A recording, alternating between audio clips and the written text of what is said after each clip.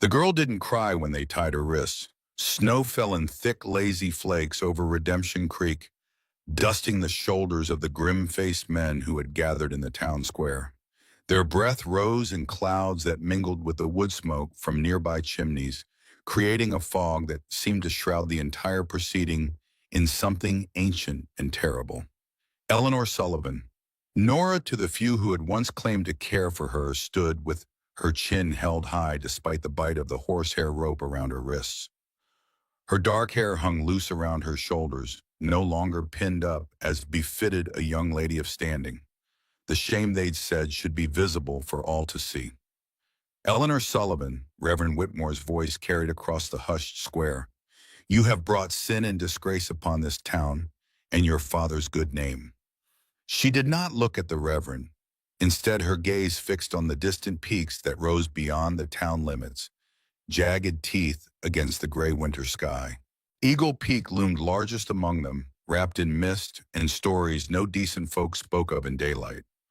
Only when the Reverend mentioned her condition did her hand move instinctively to her belly, still mostly flat beneath her woolen dress. 5 months along, the midwife had whispered before turning her away. From the edge of the crowd, old Martha Blackwood shuffled forward, her spine curved like a question mark, eyes milky with cataracts, but somehow seeing more than anyone present. You're the third girl, she muttered, voice carrying in the unnatural stillness. Like the others before you, the mountain will keep you. A ripple of unease moved through the onlookers. 2 young women had been sent to Eagle Peak in years past, fallen women they'd called them then too. Neither had been seen again. Captain James Sullivan stood at attention beside the church elders, his military bearing unchanged since the war had ended 7 years prior. His face might have been carved from the same granite as the mountains behind him, weathered and unyielding. He didn't look at his daughter, hadn't looked at her directly since discovering her condition 2 weeks ago. You are no longer my daughter, he had told her that night, voice steady as if reporting casualties on a battlefield. Perhaps to him, that's exactly what she had become, another loss to be recorded and set aside. Sheriff Henry Wade shifted uncomfortably beside the post where Nora was tied. His weathered face held no judgment, only a bone-deep weariness. He'd fought on the Confederate side, and like many who'd survived that bloodbath, seemed to carry an invisible weight upon his shoulders. This doesn't sit right, he'd muttered earlier, only to be silenced by the Reverend's sharp glance. The council has reached its decision. Reverend Whitmore continued, closing his Bible with a finality that echoed across the square. Eleanor Sullivan will be delivered to Eagle Peak to the keeping of the one who dwells there. May God have mercy on her soul. The crowd murmured. The man of Eagle Peak, some called him a devil. Others, a ghost had been glimpsed over the years, a solitary figure moving through the high forest. Stories varied about his origins. Some said he'd been a deserter who'd gone mad in the wilderness. Others claimed he was something not entirely human, a guardian spirit of the mountain that had taken human form. Nora had heard all the stories growing up whispered by children, daring each other to venture closest to the forbidden slopes. She had never believed them. Now, as Sheriff Wade cut her bonds from the post, only to retie them before him, she wondered what truth waited on the mountain. I'll take her up, Wade said, helping Nora onto his horse before mounting behind her. Captain Sullivan turned away, his boots crunching in the fresh snow, as he walked stiffly toward his home on the hill, the grandest house in Redemption Creek, built with money from land sales after the war. He did not look back. As Wade nudged his horse forward, old Martha's fingers suddenly clutched at Nora's skirt. The mountain remembers what the town forgets, she whispered, her cloudy eyes somehow finding Nora's. Your mother's blood runs deeper than your father's shame. The sheriff pulled the horse away before Nora could respond, but the old woman's words clung to her like the snowflakes melting against her skin. Her mother had died giving birth to her, or so her father had always claimed. A topic close to discussion in the Sullivan household, marked only by a small portrait in the hallway that the housekeeper kept dusted. The town fell away behind them as Wade guided his horse up the trail that wound toward Eagle Peak. The snow thickened, the wind cutting through Nora's woolen cloak. She'd been permitted to bring nothing with her, no change of clothes, no keepsakes, only the clothes on her back and the child growing beneath her heart. "I'm sorry for this," Wade said after they'd ridden in silence for nearly an hour. "If there was another way—" "There's always another way, Sheriff," Nora replied, her voice steady despite the cold numbing her fingers. "Just not one that keeps the town comfortable." Wade had no response to that. The trail narrowed as they climbed higher, passing from the valley's bare deciduous trees to the evergreens that clung to the mountainside. The snow deepened, and twice Wade had to dismount and lead the horse through particularly treacherous sections. "How much farther?" Nora asked as the afternoon light began to fade. The temperature was dropping with the sun, and despite her determination to remain strong, she could feel exhaustion settling into her bones. "We're at the boundary," Wade said, stopping the horse beside a massive pine where strange symbols had been carved into the bark. "This is as far as I go." Nora looked around at the silent forest. "You mean to leave me here?" Despite herself, fear crept into her voice. Wade shook his head. "He'll come. He always knows when someone crosses the boundary." As if summoned by the words, a figure emerged from between the trees. Tall and broad-shouldered, he wore a bearskin coat that hung to his knees, the fur rimmed with frost. His black beard streaked with gray covered much of his face, but his eyes pale as winter sky were clear and alert. He carried a rifle in one hand, though he held it more like a walking staff than a weapon. "Nathaniel," Wade said with a nod. The mountain man Nathaniel said nothing, his gaze moving from the sheriff to Nora. There was no surprise in his expression, only a resigned sort of recognition. "Another one?" he finally asked, his voice deep and rough as though seldom used. Wade nodded, helping Nora down from the horse. Her legs nearly buckled as she stood in the deep snow, and she gritted her teeth against showing weakness. "The town council's decision," Wade explained unnecessarily. "She's in the family way." Nathaniel's expression didn't change, but something flickered in those pale eyes, anger perhaps, or simple resignation. "Does she have a name?" he asked, not addressing Nora directly. "Eleanor Sullivan," Wade supplied. "Captain Sullivan's daughter." At this, Nathaniel's gaze sharpened, focusing fully on Nora for the first time. "Sullivan," he repeated, the name hanging in the frigid air between them. Nora lifted her chin. "I prefer Nora." Nathaniel studied her for a long moment, then simply nodded. He stepped forward and held out his hand for the rope that bound her wrists. Wade hesitated. "You'll look after her better than your town did," Nathaniel replied without emotion. He took the rope from Wade's hand, then surprised both of them by immediately untying Nora's bonds. "She won't run. There's nowhere to go, and the wolves are hungry this winter." Wade looked like he wanted to say more, but instead just tipped his hat to Nora. "Miss Sullivan."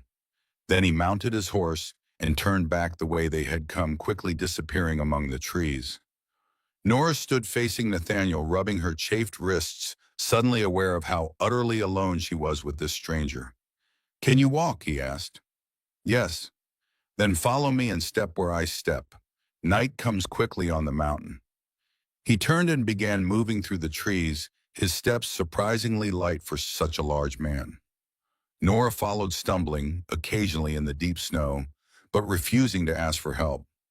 Pride was all she had left. The climb was steeper now, and Nora's breath came in painful gasps that clouded before her face. The cold air burned her lungs, and more than once she had to stop, leaning against a tree as dizziness washed over her. During one such pause, she looked up to find Nathaniel watching her, his expression unreadable in the fading light. "How much farther?" she asked. "Not far." He continued at a slightly slower pace, and Nora forced herself to keep up, focusing on placing one foot in front of the other. The forest around them had fallen into a hushed twilight, shadows deepening between the trees. Somewhere in the distance, a wolf howled, the sound echoing across the mountainside. Just as the last light was fading from the sky, they emerged into a small clearing. A cabin stood in its center, sturdily built of logs with a stone chimney from which a thin curl of smoke rose. Behind it, the mountain continued its upward climb, disappearing into darkness. Nathaniel led her to the cabin door, pushing it open without ceremony. Warmth enveloped Nora as she stepped inside, making her realize how cold she had become. The interior was dim lit only by the glow of a fire in the stone hearth. "Sit," Nathaniel said, pointing to a chair near the fire. Nora sank into it gratefully, extending her numb hands toward the flames. As her eyes adjusted to the dim light, she began to make out details of the cabin. It was a single room, but larger than she had expected. Herbs hung in bundles from the ceiling beams. Shelves lined one wall, filled with books and bottles whose contents she couldn't discern. A neatly made bed stood in one corner, and a table with two chairs occupied the center of the room. It was not the lair of a madman or a beast, but the home of someone who valued order and practicality. Nathaniel moved around the cabin with the ease of long familiarity, hanging his bearskin coat on a peg by the door, placing his rifle in a rack on the wall. He added wood to the fire, then went to a pot hanging at the edge of the hearth. Using a cloth to protect his hand, he lifted the lid, releasing the aroma of some kind of stew. Without a word, he ladled a portion into a bowl and placed it on the table along with a spoon and a chunk of dark bread. "Eat," he said. Nora's stomach clenched with hunger at the smell, but pride made her hesitate. "I don't need your charity." Nathaniel's expression didn't change. "It's not charity, it's survival. Eat or don't, but I won't force you." He turned away, busying himself with something on one of the shelves. After a moment, Nora's hunger won out over her pride. She moved to the table and began to eat. The stew was simple venison, root vegetables, and herbs, but better than she had expected. As she ate, she watched Nathaniel from the corner of her eye. He moved with purpose, selecting various dried herbs from their bundles and grinding them in a small mortar. There was something precise about his movements, almost methodical. "Are you going to tell me why I am here?" she asked, finally breaking the silence. He glanced at her. "You know why you're here. Your town didn't want you anymore. And you take in all their unwanted—" Something that might have been a smile briefly touched his lips, though it held no humor. "Someone has to. What happened to the others?" "The girls who came before me." Nathaniel continued his work with the herbs. "They moved on when they were ready.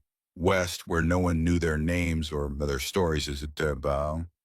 You helped them leave. I helped them survive. The rest was their choice, Orebon." Nora considered this as she finished her meal. The stew had warmed her, easing some of the exhaustion that had settled into her bones during the journey. "And what will happen to me?" Nathaniel looked at her directly, then his pale eyes reflecting the firelight. "That depends on you and on the child." His gaze dropped briefly to her middle before returning to her face. There was no judgment in his expression, only a calm assessment. "For now, you need rest. The bed is yours." Nora glanced at the bed in the corner. "Where will you sleep?" He nodded toward a bearskin laid out near the fire. "I've slept in worse places." He turned back to his work, effectively ending the conversation. Nora sat for a moment longer, then rose and moved to the bed.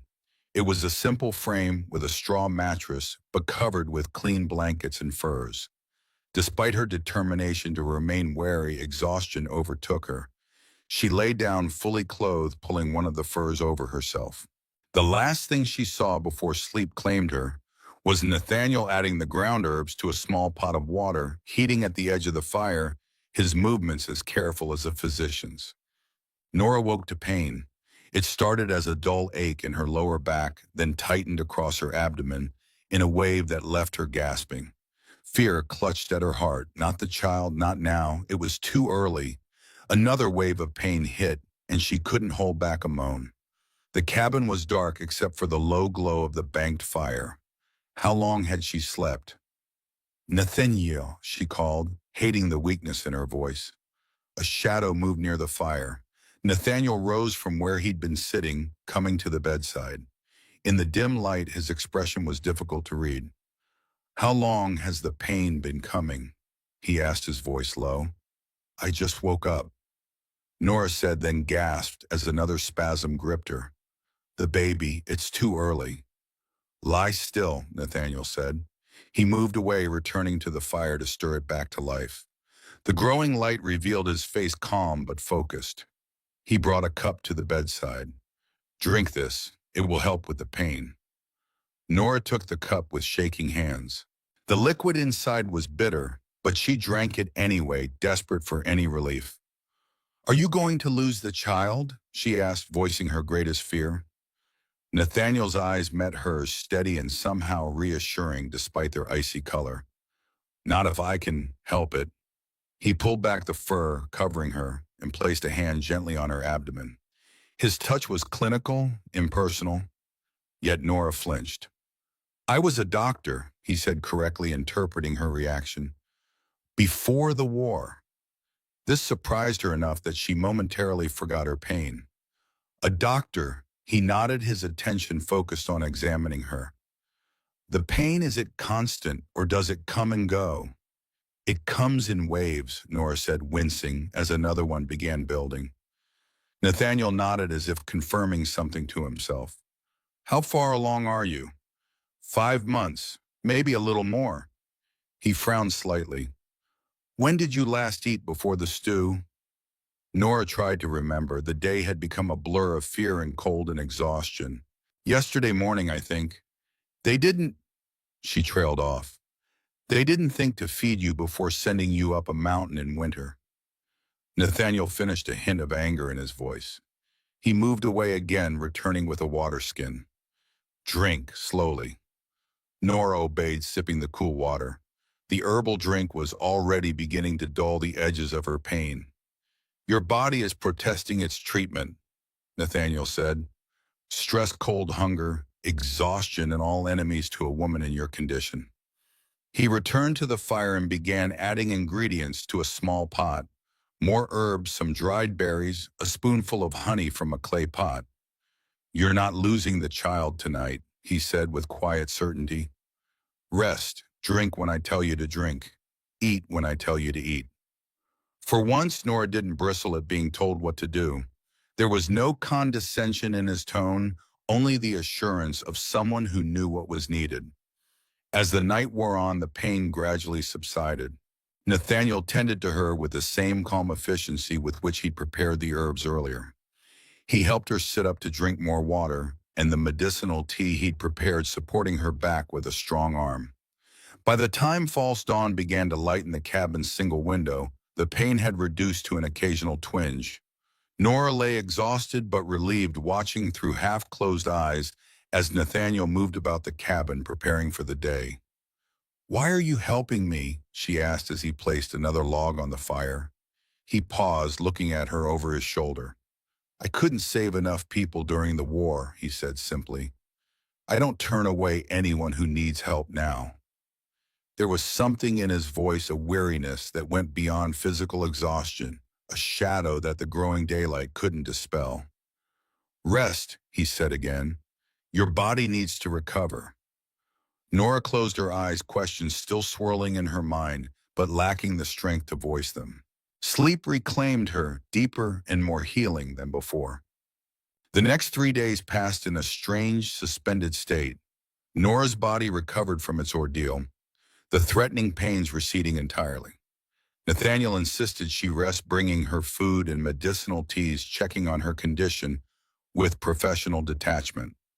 He spoke little, answering her questions with as few words as possible, offering no personal information beyond what he'd already revealed about being a doctor. He left the cabin for hours at a time, returning with a firewood game for the pot or plants he'd dug from beneath the snow. On the 4th day, Nora awoke feeling stronger than she had since before her discovery. The cabin was empty, Nathaniel having left before dawn, as was his habit. She rose carefully, testing her legs. Finding them steady, she began to explore the cabin that had become her prison or her sanctuary. She wasn't yet sure which. The bookshelves held medical texts, primarily their spines worn with use. Between them were other volumes, poetry, philosophy, a few novels. Not the collection of a madman or a savage, but of an educated man. A small cabinet stood against one wall, its doors closed. Curiosity overcoming propriety, Nora opened it to find neatly arranged medical supplies, bandages, scissors, bottles of various tinctures, even surgical instruments, all meticulously maintained. Above the cabinet hung a small mirror, its silver backing spotted with age. Nora caught a glimpse of herself and paused, struck shocked by her appearance. Her face was pale, dark circles beneath her eyes, her hair hanging in tangled waves around her shoulders. She looked like a wild thing, no longer the captain's perfectly presented daughter. Turning away from her reflection, she continued her exploration. A trunk at the foot of the bed held spare clothing, all men's attire, but she noted smaller items that might fit her with some adjustment. Nathaniel had made no offer of them, and she was too proud to ask. Near the fire, she found a basket containing knitting, a half-finished blanket of soft wool in a simple pattern. The incongruity of it, this large taciturn man creating something so domestic, made her pause. As she stood holding the unfinished blanket, her gaze fell on a small shelf near the bed that she hadn't noticed before. On it sat a wooden box carved with intricate patterns. Beside it lay what appeared to be a woman's hairbrush, a few dark hairs still caught in its bristles. Nora's heart quickened. She glanced toward the door, then back at the box. She shouldn't pry, but then she hadn't asked to be here, hadn't asked for any of this. Setting the knitting aside, she moved to the shelf and carefully lifted the box. It was heavier than she expected, solid wood with a hinged lid. Her fingers traced the carved patterns, stylized leaves, and what might have been birds in flight. Taking a deep breath, she opened the lid. Inside lay a collection of items carefully arranged. A silver ring too small for a man's hand, a leather pouch, a folded piece of paper yellowed with age, and beneath these a daguerreotype in a simple frame. Nora lifted the image with trembling fingers. It showed a young woman, perhaps a few years older than herself, with dark hair swept up in the fashion of 20 years ago. She wore a simple dress with a lace collar, and her expression was serious but not stern. There was something in her eyes, a quiet strength that seemed to look out from the faded image. But it was her face that made Nora's breath catch. The high cheekbones, the shape of the mouth, the set of the eyes, they were familiar in a way that made her heart pound. This woman looked like Nora herself, or rather Nora looked like her. With unsteady fingers, she turned the frame over. On the back, written in a neat hand, were the words, Sarah Sullivan, 1851. Sullivan. Nora nearly dropped the photograph. Sullivan was not an uncommon name, she told herself. It could be a coincidence. It had to be a coincidence. But old Martha's words echoed in her mind. Your mother's blood runs deeper than your father's shame. The door opened, sending a gust of cold air into the cabin. Nora turned the photograph still in her hand to find Nathaniel standing in the doorway, his arms full of firewood. His eyes went immediately to the box, then to the photograph she held, and his expression darkened. That's not yours to touch, he said, his voice colder than she'd yet heard it. Nora stood her ground even as her heart hammered in her chest. Who is she, Sarah Sullivan? Who was she to you? Nathaniel crossed to the fireplace and set down the wood with controlled precision. When he straightened, his face had resumed its usual impassivity. Put it back. No, Nora's voice shook, but she held the photograph tightly. I have a right to know. Was she related to me? Nathaniel's jaw tightened. Put it back, he repeated. Or you can spend the night outside. The threat was delivered without heat, a simple statement of fact. Nora knew he meant it. Reluctantly, she returned the photograph to the box and closed the lid. She looks like me, she said quietly. Nathaniel said nothing, busying himself with adding wood to the fire. The silence stretched between them, taut with unasked questions. Finally, he spoke without turning. Your mother's name was Sarah. Yes, Nora watched him carefully. She died when I was born, or so my father always said. Nathaniel's shoulders tensed almost imperceptibly. Many women die in childbirth, he said, his tone neutral. And many don't, Nora countered. What aren't you telling me? He straightened, facing her fully. Nothing that would help you now. I'm carrying a child in a cabin on a mountain with a stranger who has a picture of a woman who could be my twin, Nora said, her voice rising. I think I deserve some truth. For a long moment, Nathaniel simply looked at her, his pale eyes revealing nothing. Then he sighed a sound that seemed to come from deep within him. Sarah Sullivan was my wife, he said at last. She died 12 years ago during a snowstorm, much like the one brewing outside now. Nora's legs suddenly felt weak. She sank onto the edge of the bed. Your wife, she repeated. But then, she is not your mother, Nathaniel said flatly. The resemblance is coincidental. You're lying, Nora said, the certainty growing within her. Old Martha said my mother's blood runs deeper than my father's shame. She knew something. Nathaniel's expression hardened. Martha Blackwood sees patterns where none exist. She's been half mad since her own daughter died in '63. Then why did you react when Sheriff Wade said my name? You recognized it. Sullivan is not an uncommon name. Stop lying to me. Nora's shout surprised them both. I have nothing left, no home, no family, no future but what I can make here. At least give me the truth. Nathaniel turned away, moving to the window. Outside, snow had begun to fall again, thick flakes swirling in the wind. The truth rarely brings peace, he said quietly. Neither does lying, Nora countered. I've been lied to my entire life. By my father, by the town, by everyone who claimed to care for me. Nathaniel was silent for so long that Nora thought he wouldn't respond.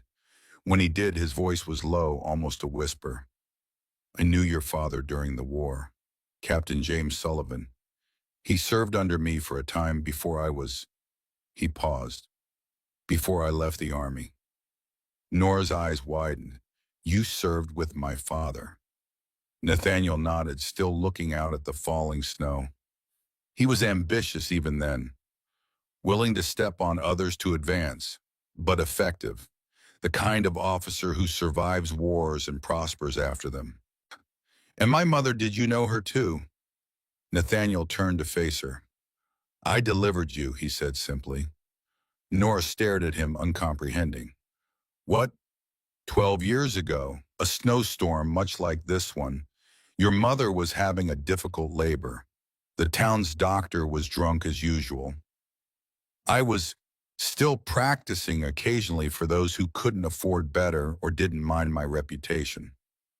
But my mother died, Nora said, trying to fit this new information into what she'd always believed, in childbirth.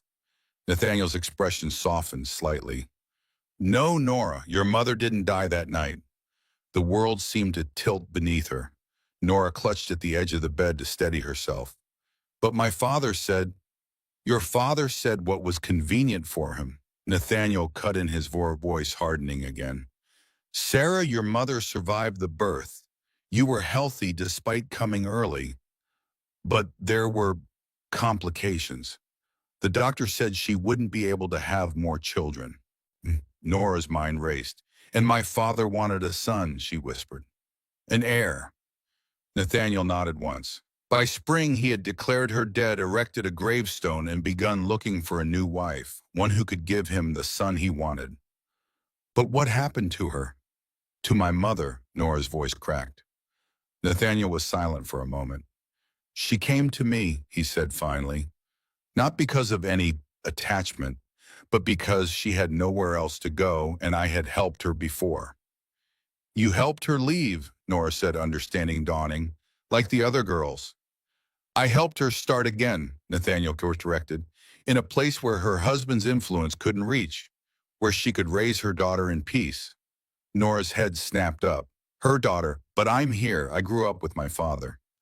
Pain flashed across Nathaniel's face so quickly she almost missed it.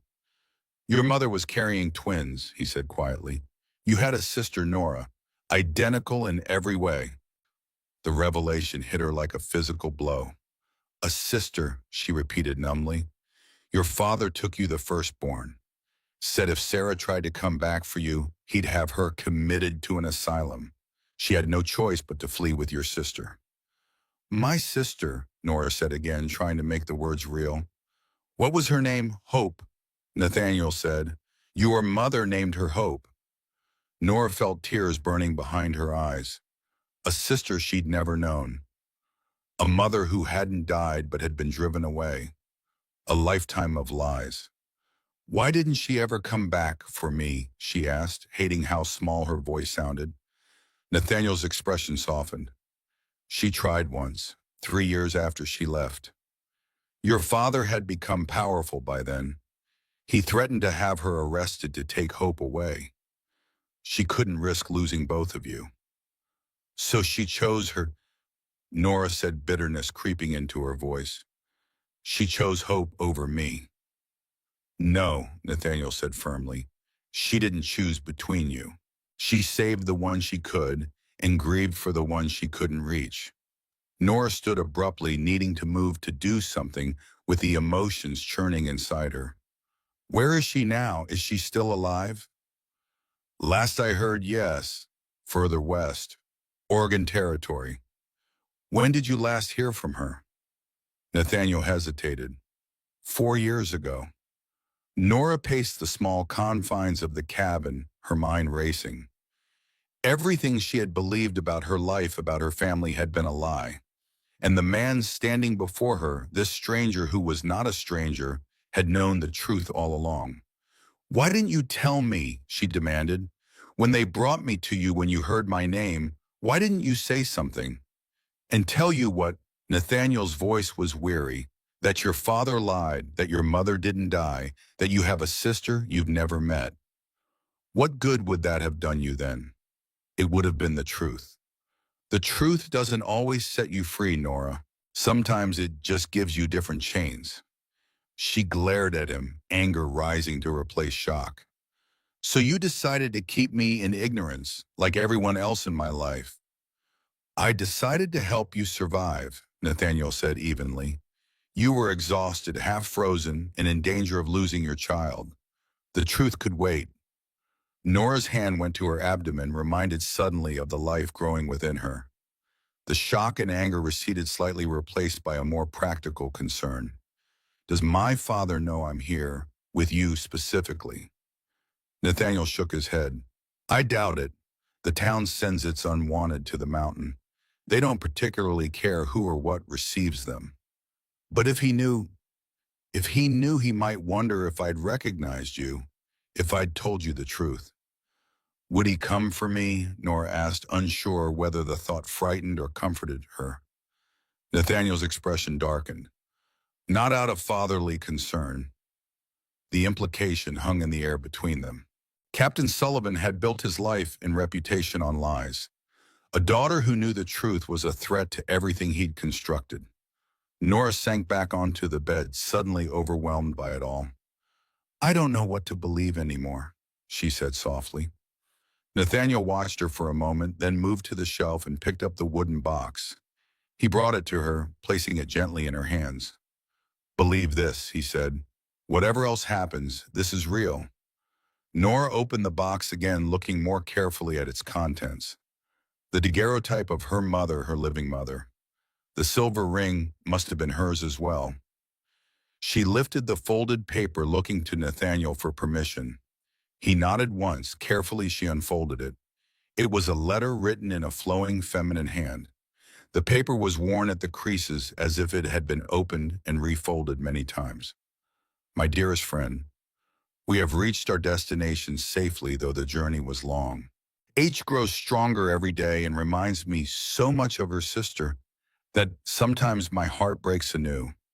She has the same laugh, the same curious spirit. I wonder if N shares these traits, or if their paths have already shaped them differently. I dream sometimes that I could return, bring them together as they were meant to be. But I know it is impossible. Jay's influence grows, and I fear what he would do if he found us. Better that one of my daughters grows in safety and freedom than risk losing both. I cannot thank you enough for what you did for us. You saved us when no one else would give us a chance at a new life. I hope you have found some measure of peace on your mountain. You deserve that and more. Should fate ever bring my end to you, please tell her that not a day passes when I don't think of her, when I don't mourn our separation. Tell her that she was loved, is loved, will always be loved. With deepest gratitude, tears blurred Nora's vision as she carefully refolded the letter. Her mother's words, her mother's hand, proof that she had existed beyond the faded portrait in her father's hallway, that she had lived and loved and remembered. She's really alive, Nora whispered. Nathaniel nodded. Yes. And my sister hopes she's real too. Yes, the image of you, I'd imagine. Nora looked up at him, seeing him clearly for the first time. Not a mountain devil or a madman, but a doctor who had left civilization behind, a man who had helped her mother escape, who was now helping her. Why did you stay, she asked. After the war, after helping my mother, why stay on the mountain? Nathaniel's gaze turned distant. Silence is easier than apology, he said softly. And the mountain doesn't ask questions about what you did or didn't do. There was a story there. Nora sensed one as complex as her own. But before she could ask more, a wave of exhaustion washed over her. The revelations of the day, coming on the heels of her physical ordeal, had drained what little strength she had recovered. Nathaniel noticed immediately. Rest, he said, taking the box from her hands and returning it to the shelf. We'll talk more when you're stronger. For once, Nora didn't argue. She lay back on the bed, pulling the furs around her. Outside, the snow continued to fall, blanketing the world in white silence. Just before sleep claimed her, a thought surfaced in her tired mind. Nathaniel, she murmured, the blanket you're knitting, who is it for? He paused in the act of adding wood to the fire. For your child, he said simply. Winter nights are cold on the mountain. With those words echoing in her mind, Nora drifted into sleep, dreaming of a sister with her face and a mother with her eyes somewhere in the distant west, perhaps looking back toward the mountains that separated them. The days that followed settled into a strange routine. As Nora's strength returned, Nathaniel began teaching her the skills needed to survive on the mountain. He showed her how to identify and prepare the medicinal herbs that grew even in winter, hidden beneath the snow. He taught her to maintain the fire, to preserve food, to read the weather in the clouds that gathered around the peak.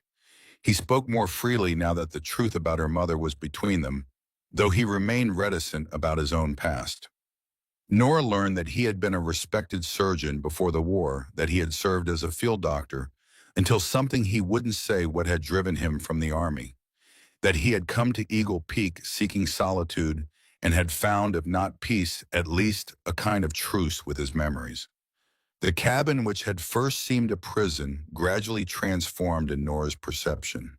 Its single room became a sanctuary from the harsh mountain winter, its simple comforts more meaningful than the ornate furnishings of her father's house had ever been.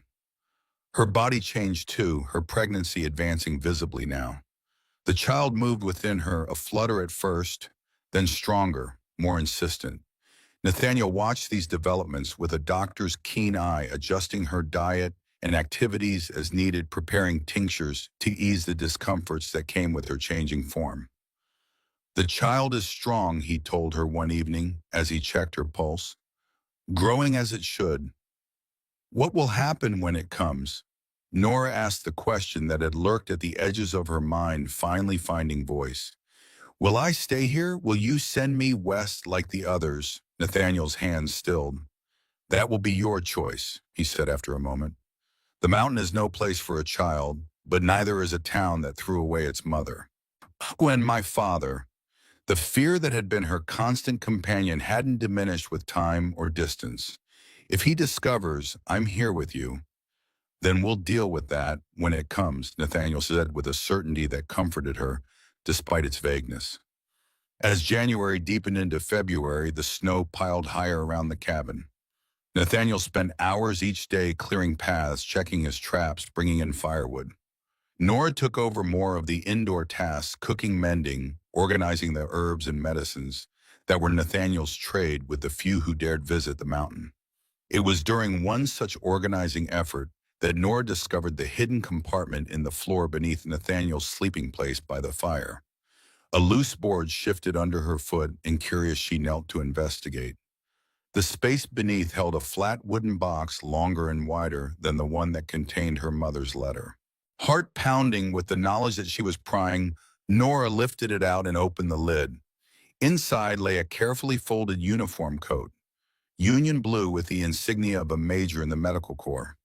Beneath it were papers, official-looking documents with seals and signatures. And at the bottom, wrapped in oilcloth, a leather-bound journal. Nora hesitated, her conscience warring with her curiosity. The box on the shelf had contained her history, her truth. This box held Nathaniel's, and he had not offered to share it. Reluctantly, she closed the lid and returned the box to its hiding place, replacing the floorboard.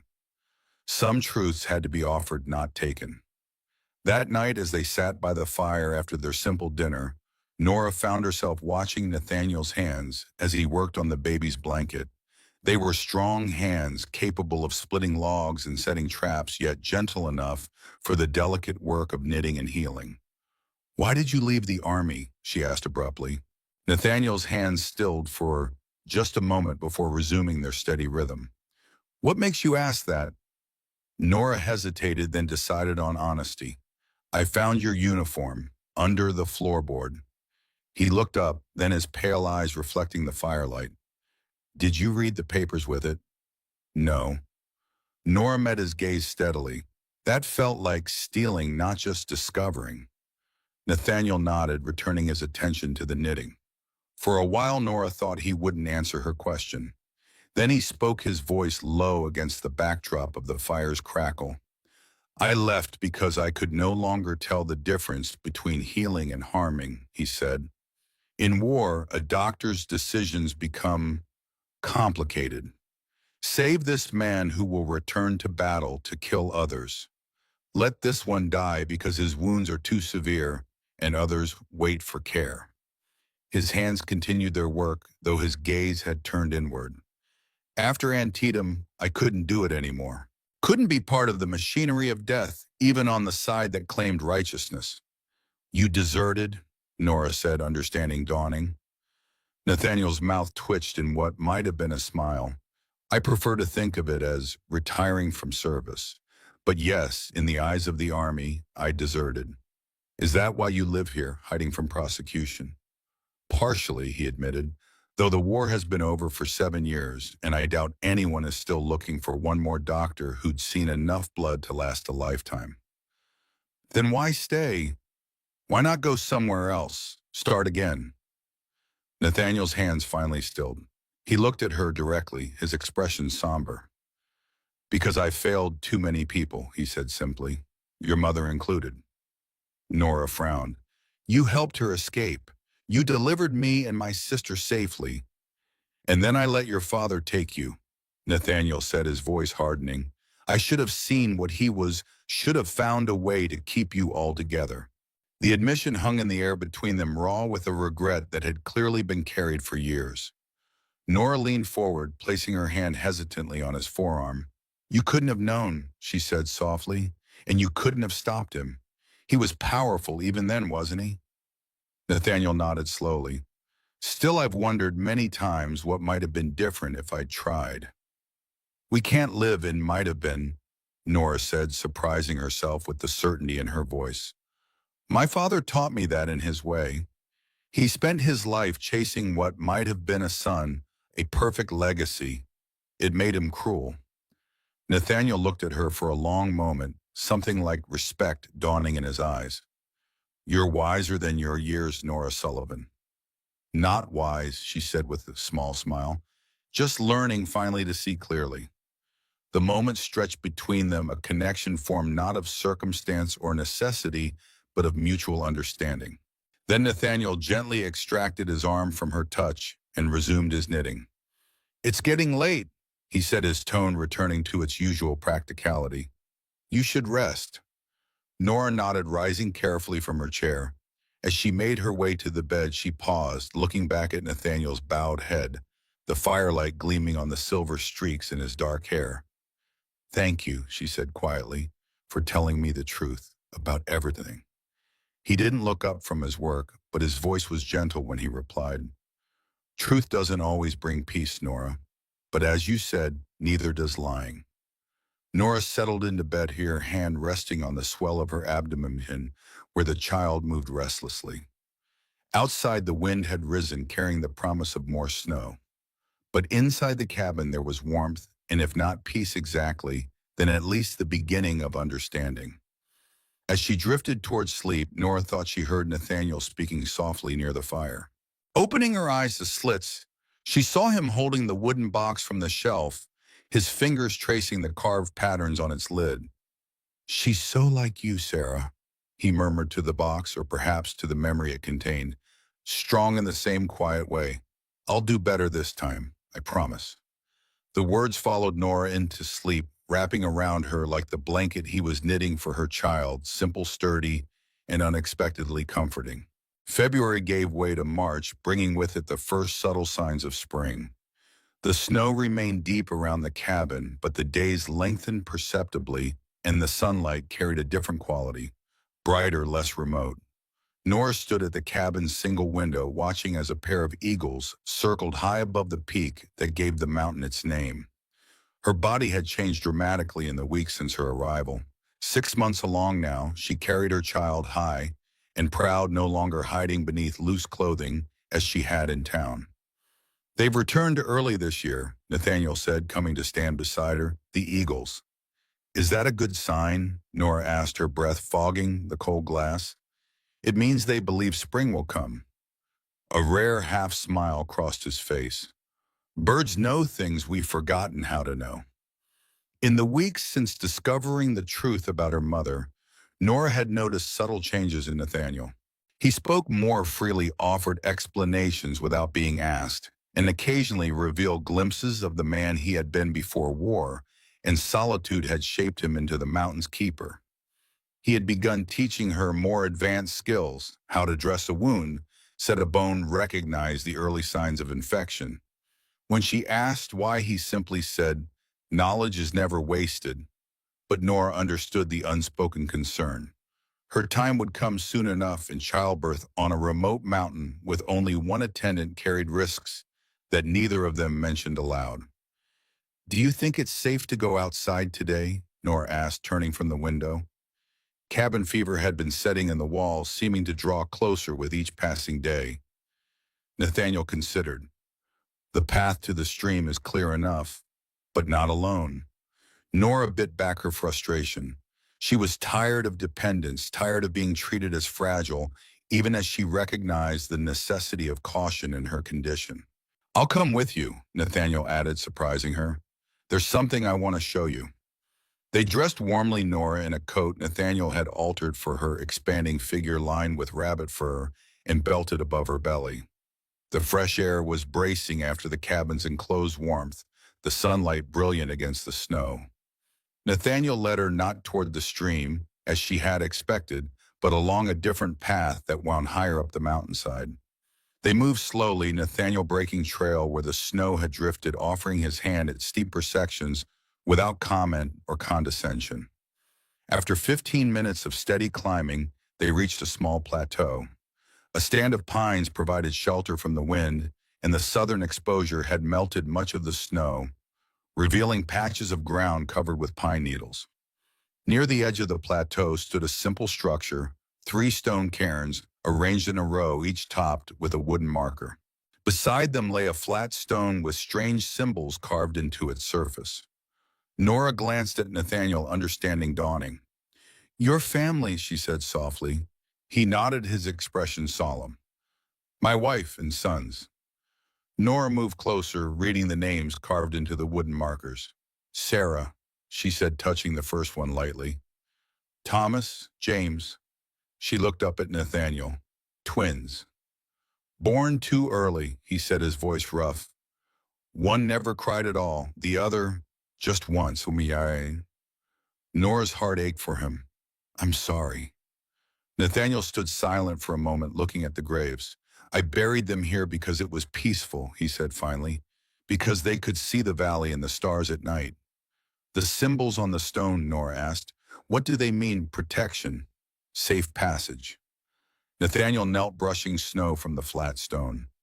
"Sarah's father was Crow. Those are their symbols for guiding spirits home. This was new information another piece of Nathaniel's past revealed. Is that why you helped my mother? Nora asked. Because of your wife. Nathaniel's expression remained impassive, but his eyes held old pain. I helped your mother because she needed help, he said simply. But yes, perhaps seeing another Sarah in danger, it wasn't a choice, really. Nora looked out over the valley spread below them, the town of Redemption Creek, a collection of tiny structures in the distance. From this height, it seemed insignificant, hardly worth the suffering it had caused. Why did you bring me here? She asked. Nathaniel straightened, brushing snow from his knees. Because I promised them, he said, gesturing to the graves, that I would not forget what matters, that I would not let grief turn me into something less than human. He looked at her directly. And because soon there will be others looking for this place. Nora frowned. Others who? The Crow, Nathaniel said. Sarah's people. They sent a messenger yesterday while you were resting.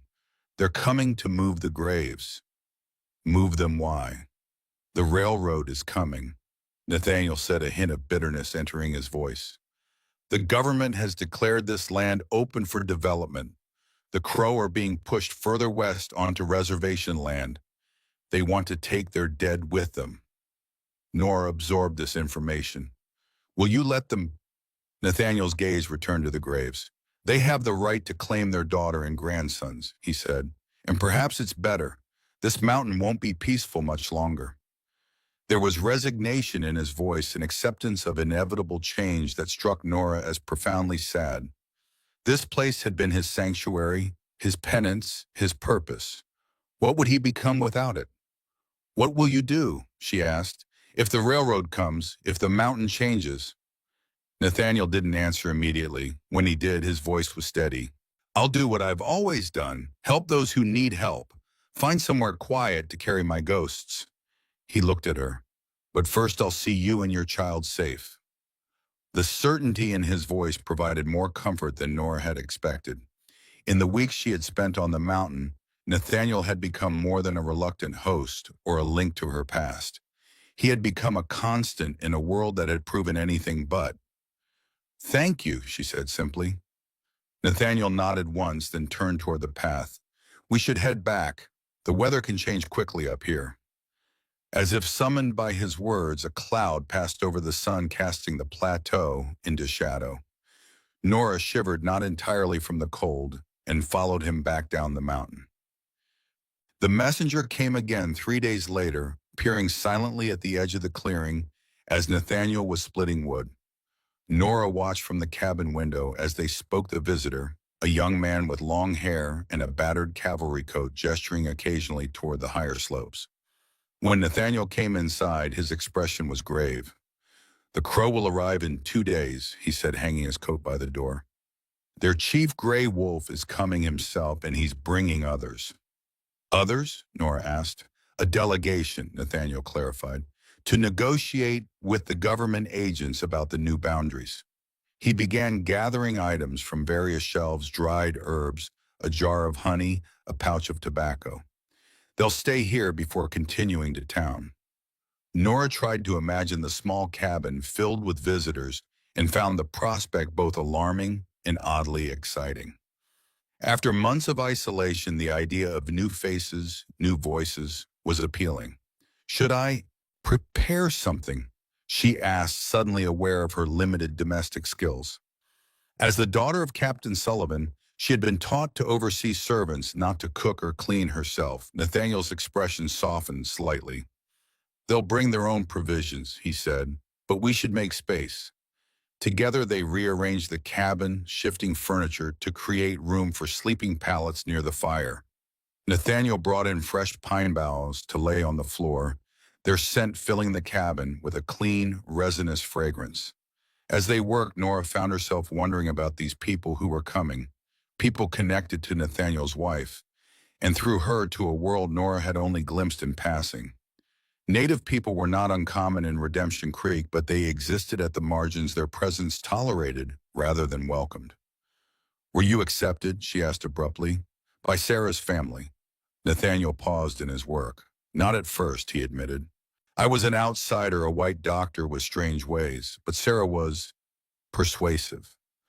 Something like fondness crossed his face at the memory. And when she became pregnant, her father decided I was worthy of instruction in their ways. You lived with them before the war. Nathaniel nodded. For nearly 3 years, until the fighting reached us and choices had to be made. His expression closed again.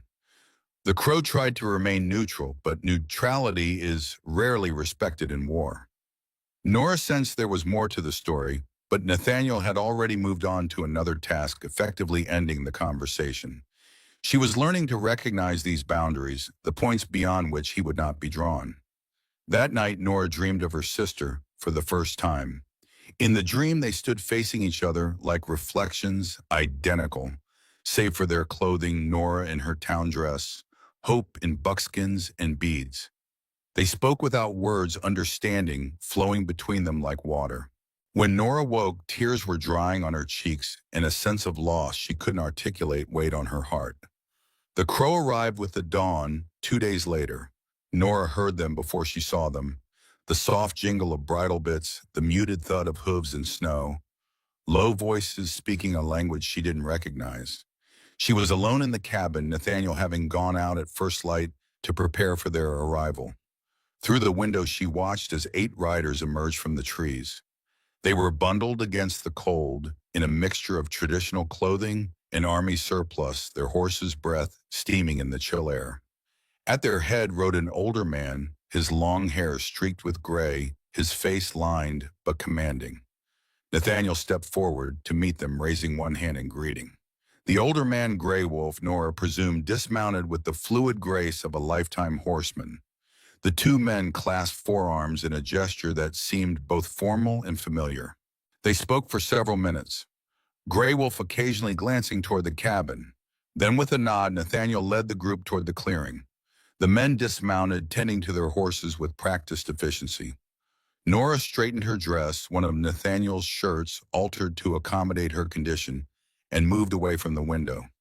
Her heart beat faster at the prospect of meeting these strangers, these people who had a connection to Nathaniel that she was only beginning to understand. The door opened and Nathaniel entered first. "Nora," he said, his tone more formal than usual, "Chief Grey Wolf wishes to speak with you." She nodded, smoothing her hair nervously. Grey Wolf ducked through the doorway, followed by a younger man who bore a strong resemblance to him, a son perhaps, and a woman whose age was difficult to determine. Her face was unlined, but her eyes held the weight of experience.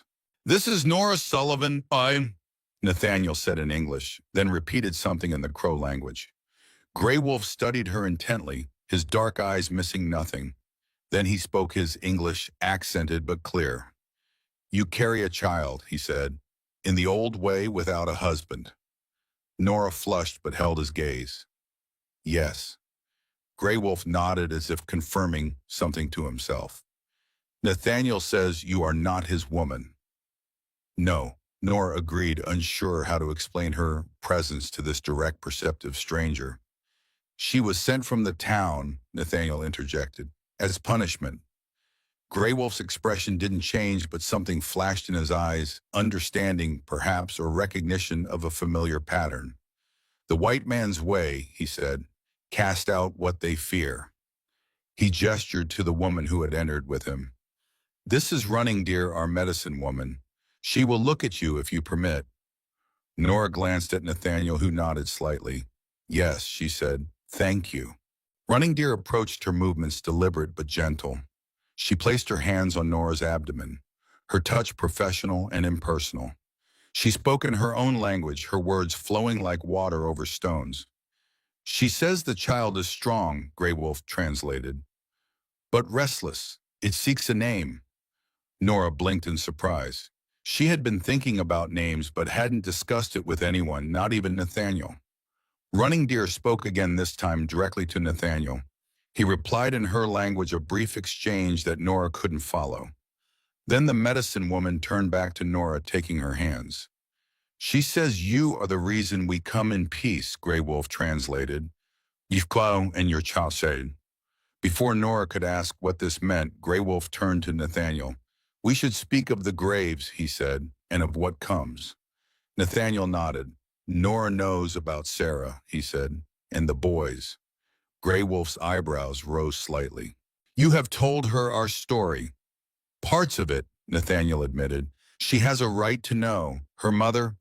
He hesitated, glancing at Nora. My mother was helped by Nathaniel, Nora said, deciding to take control of the narrative.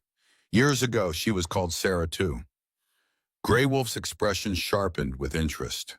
Another Sarah, he repeated, and now her daughter comes to the mountain. He looked at Nathaniel. The circle closes. Nathaniel's jaw tightened, but he didn't respond to this cryptic statement.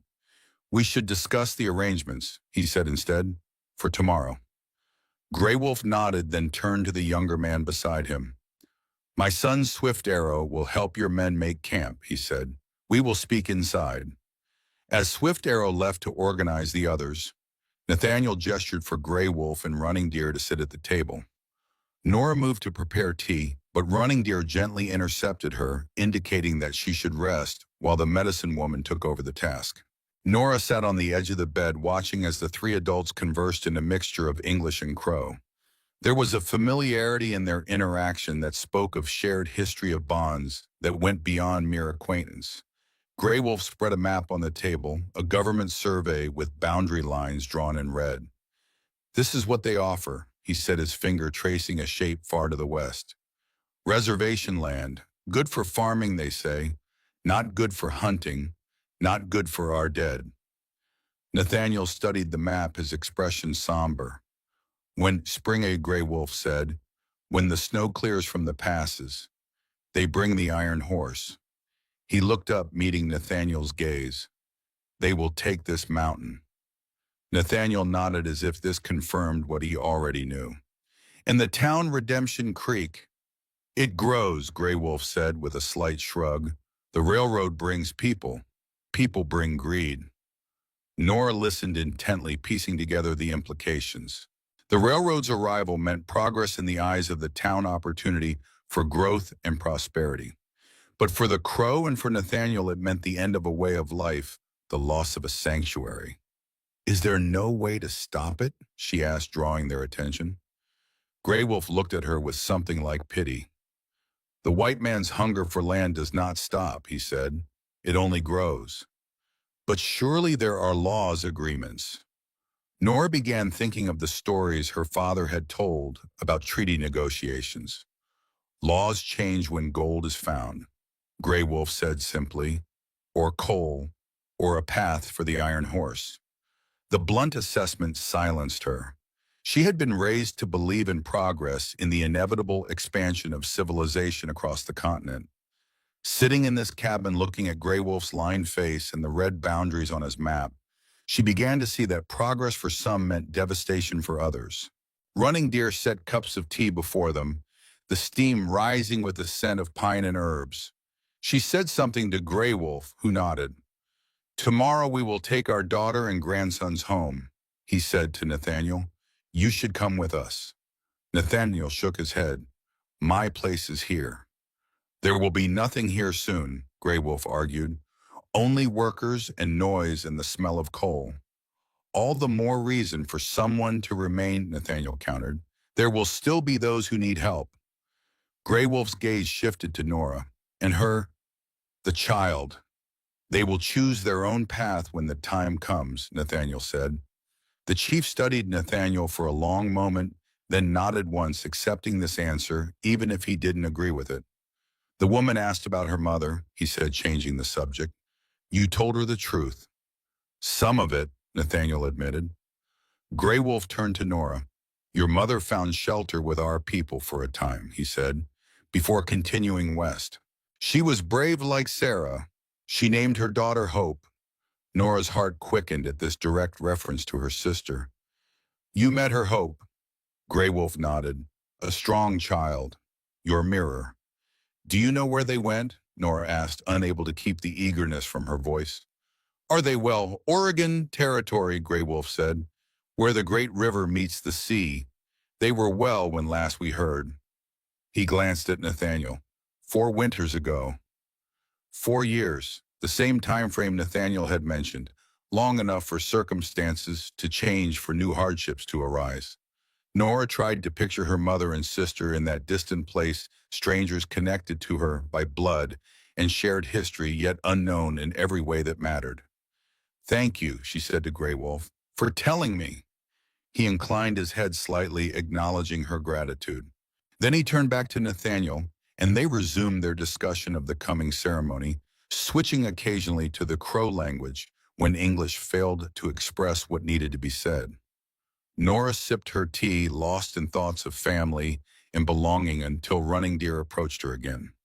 The medicine woman gestured for Nora to follow her outside.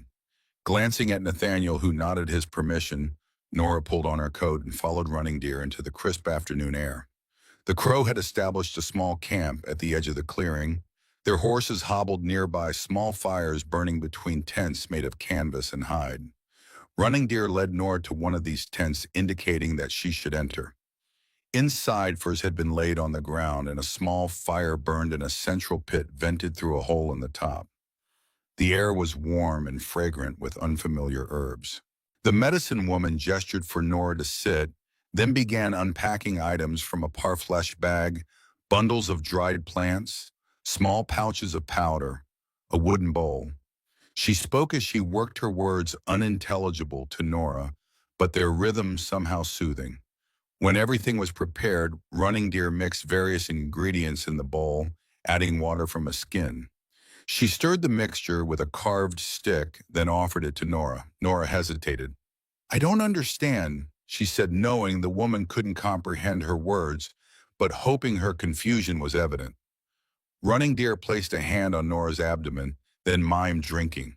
Her meaning was clear: the mixture was for the child. Trusting Nathaniel's evident respect for the medicine woman, Nora accepted the bowl and drank. The liquid was bitter but not unpleasant, with undertones of honey and something spicy. Running Deer nodded approvingly, then reached into her bag once more. She withdrew a small object wrapped in soft hide, offering it to Nora with a gesture that conveyed its importance.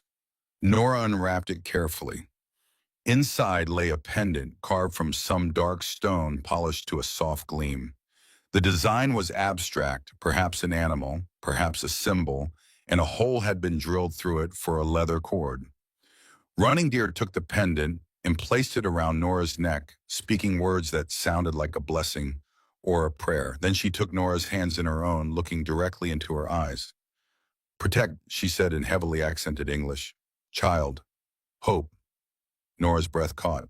"Hope," she repeated. "My sister." Running Deer shook her head, touching Nora's belly again. "Child. Hope." Nora understood then. The Crow woman wasn't speaking of her sister, but suggesting a name for her unborn child. Hope, the same name her mother had given to her twin. Before she could respond, a commotion outside drew their attention. Men's voices raised in alarm and the sound of horses moving restlessly. Running Deer rose quickly, gesturing for Nora to remain inside as she ducked out of the tent. Ignoring the instruction, Nora followed, emerging to find the camp in a state of controlled tension. Grey Wolf and Nathaniel stood at his center, facing a rider who had just arrived, another young Crow man, his horse lathered despite the cold. The messenger was speaking rapidly in his own language, his hands moving in emphasis. Grey Wolf's expression darkened as he listened, while Nathaniel's face settled into the impassive mask he wore when bracing for trouble. "What is it?" Nora asked, approaching them. "What's happened?" Nathaniel turned to her, his eyes troubled. "Riders from town," he said, "coming up the mountain." "Looking for me?" Nora asked, fear spiking through her. "No," Grey Wolf answered grimly. "Looking for us. The agent from the railroad is with them. And your sheriff." "Wade," Nora frowned. "But why?" Nathaniel's jaw tightened. "They saw the Crow crossing their land," he said. "They think they're raiding." "That's absurd," Nora protested. "They're just passing through." "Fear doesn't listen to reason," Nathaniel said, "especially when profit is involved." He turned to Grey Wolf. "How many riders?" "A dozen," the chief replied. "Armed." Nathaniel considered this information. "They'll be here by nightfall," he said. "We should meet them before they reach the camp." He glanced at Nora. "You should stay here." No, Nora said firmly. If Sheriff Wade is with them, I should be there. He knows me. Nathaniel looked like he wanted to argue, but Grey Wolf nodded. The woman is right, he said. Let them see she is well. It will cool their anger. Nathaniel reluctantly agreed. Stay with me, he told Nora, and let me do the talking. Grey Wolf issued orders to his men, who began preparing for the encounter, checking weapons securing the camp. Nathaniel retrieved his rifle from the cabin, though he loaded it with visible reluctance. As the sun began its descent toward the western peaks, they took up positions along the trail leading to the cabin. Nathaniel and Nora stood at the center, flanked by Grey Wolf and 4 of his warriors. The rest remained at the camp, ready to defend it if necessary. The wait was not long. Soon the sound of horses laboring up the snowy trail reached them, accompanied by the jingle of tack and the murmur of voices. Then the riders appeared around a bend in the trail, a column of men on horseback bundled against the cold rifles visible in their saddle scabbards. At their head rode Sheriff Wade, his familiar weathered face set in lines of concern. Beside him was a man Nora didn't recognize, expensively dressed. Despite the practical demands of the journey, his beard neatly trimmed his horse finer than the others. Behind them rode a face that made Nora's blood run cold, her father, Captain Sullivan, straight-backed and grim as ever. The riders drew rein at the sight of the group blocking the trail. For a tense moment, no one spoke. Then Sheriff Wade raised a hand in greeting. Nathaniel, he called, we heard you had visitors. As you can see, Nathaniel replied evenly. Wade's gaze moved to Nora and a flicker of relief crossed his face. Miss Sullivan, you're looking well. No thanks to those who sent me away, Nora said, unable to keep the bitterness from her voice. Her father's expression didn't change at the sight of her, though his eyes dropped briefly to her swollen belly before looking away, as if the evidence of her condition was too shameful to acknowledge. The well-dressed stranger spoke next, his tone carrying the practiced authority of someone accustomed to deference. I'm Charles Harding, representative of the Western Pacific Railroad, he said. We're here to discuss the Crow's presence on land that has been designated for development. Grey Wolf stepped forward. We travel to our new home, he said with dignity, as your government has ordered. We stop only to take our dead with us. Harding frowned. You're dead. My daughter and grandsons are buried on this mountain, Grey Wolf explained. We come to move them to our new land. This seemed to take Harding by surprise. He glanced at Sheriff Wade, who nodded confirmation. I see, Harding said, recovering quickly. Well, that's a civilized sentiment, but I must insist that you complete this business promptly. The survey team will begin work as soon as the snow clears. We leave tomorrow, Grey Wolf said, after our ceremony. Harding nodded, apparently satisfied. Very well. Sheriff Wade will remain to ensure everything proceeds appropriately. His gaze shifted to Nora. Miss Sullivan, I believe your father has been quite concerned about your welfare. Nora's eyes narrowed. Has he? She said coolly. Indeed. Harding smiled, the expression not reaching his eyes. In fact, he's arranged for your return to town. Now that we've confirmed your safety, of course. I'm not going anywhere, Nora said flatly. Harding's smile tightened. I'm afraid that's not your decision, my dear.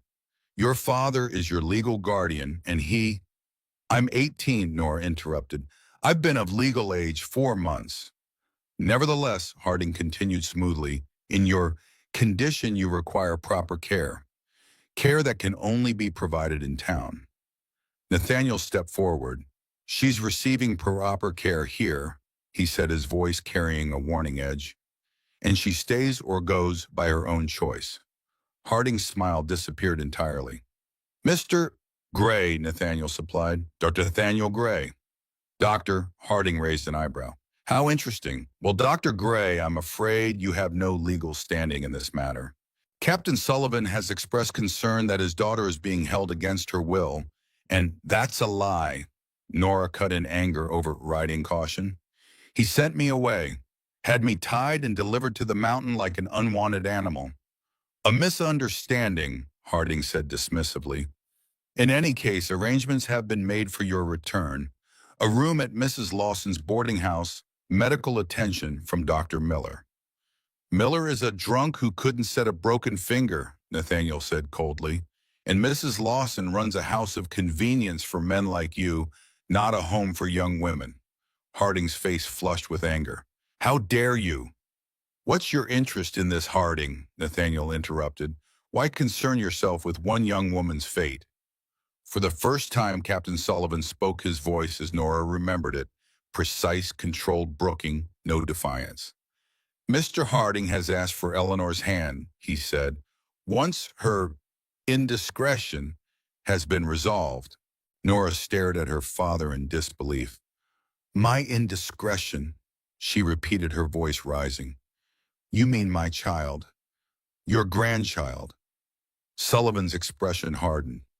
No child born of sin will bear my name, he said flatly. Then neither will I, Nora said, her voice shaking with anger.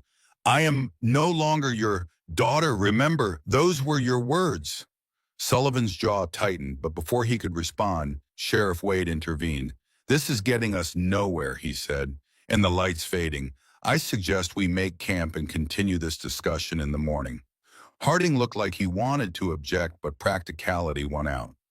Fine, he said shortly, but I expect this matter to be resolved before we leave the mountain. Grey Wolf, who had been watching the exchange with keen attention, spoke up. You will camp there, he said, pointing to a relatively flat area away from both the cabin and the Crow encampment. We will share food as guests should, but your weapons stay with your horses. This last condition clearly didn't sit well with the town men, but Sheriff Wade nodded agreement. Fair enough, he said. We come in peace.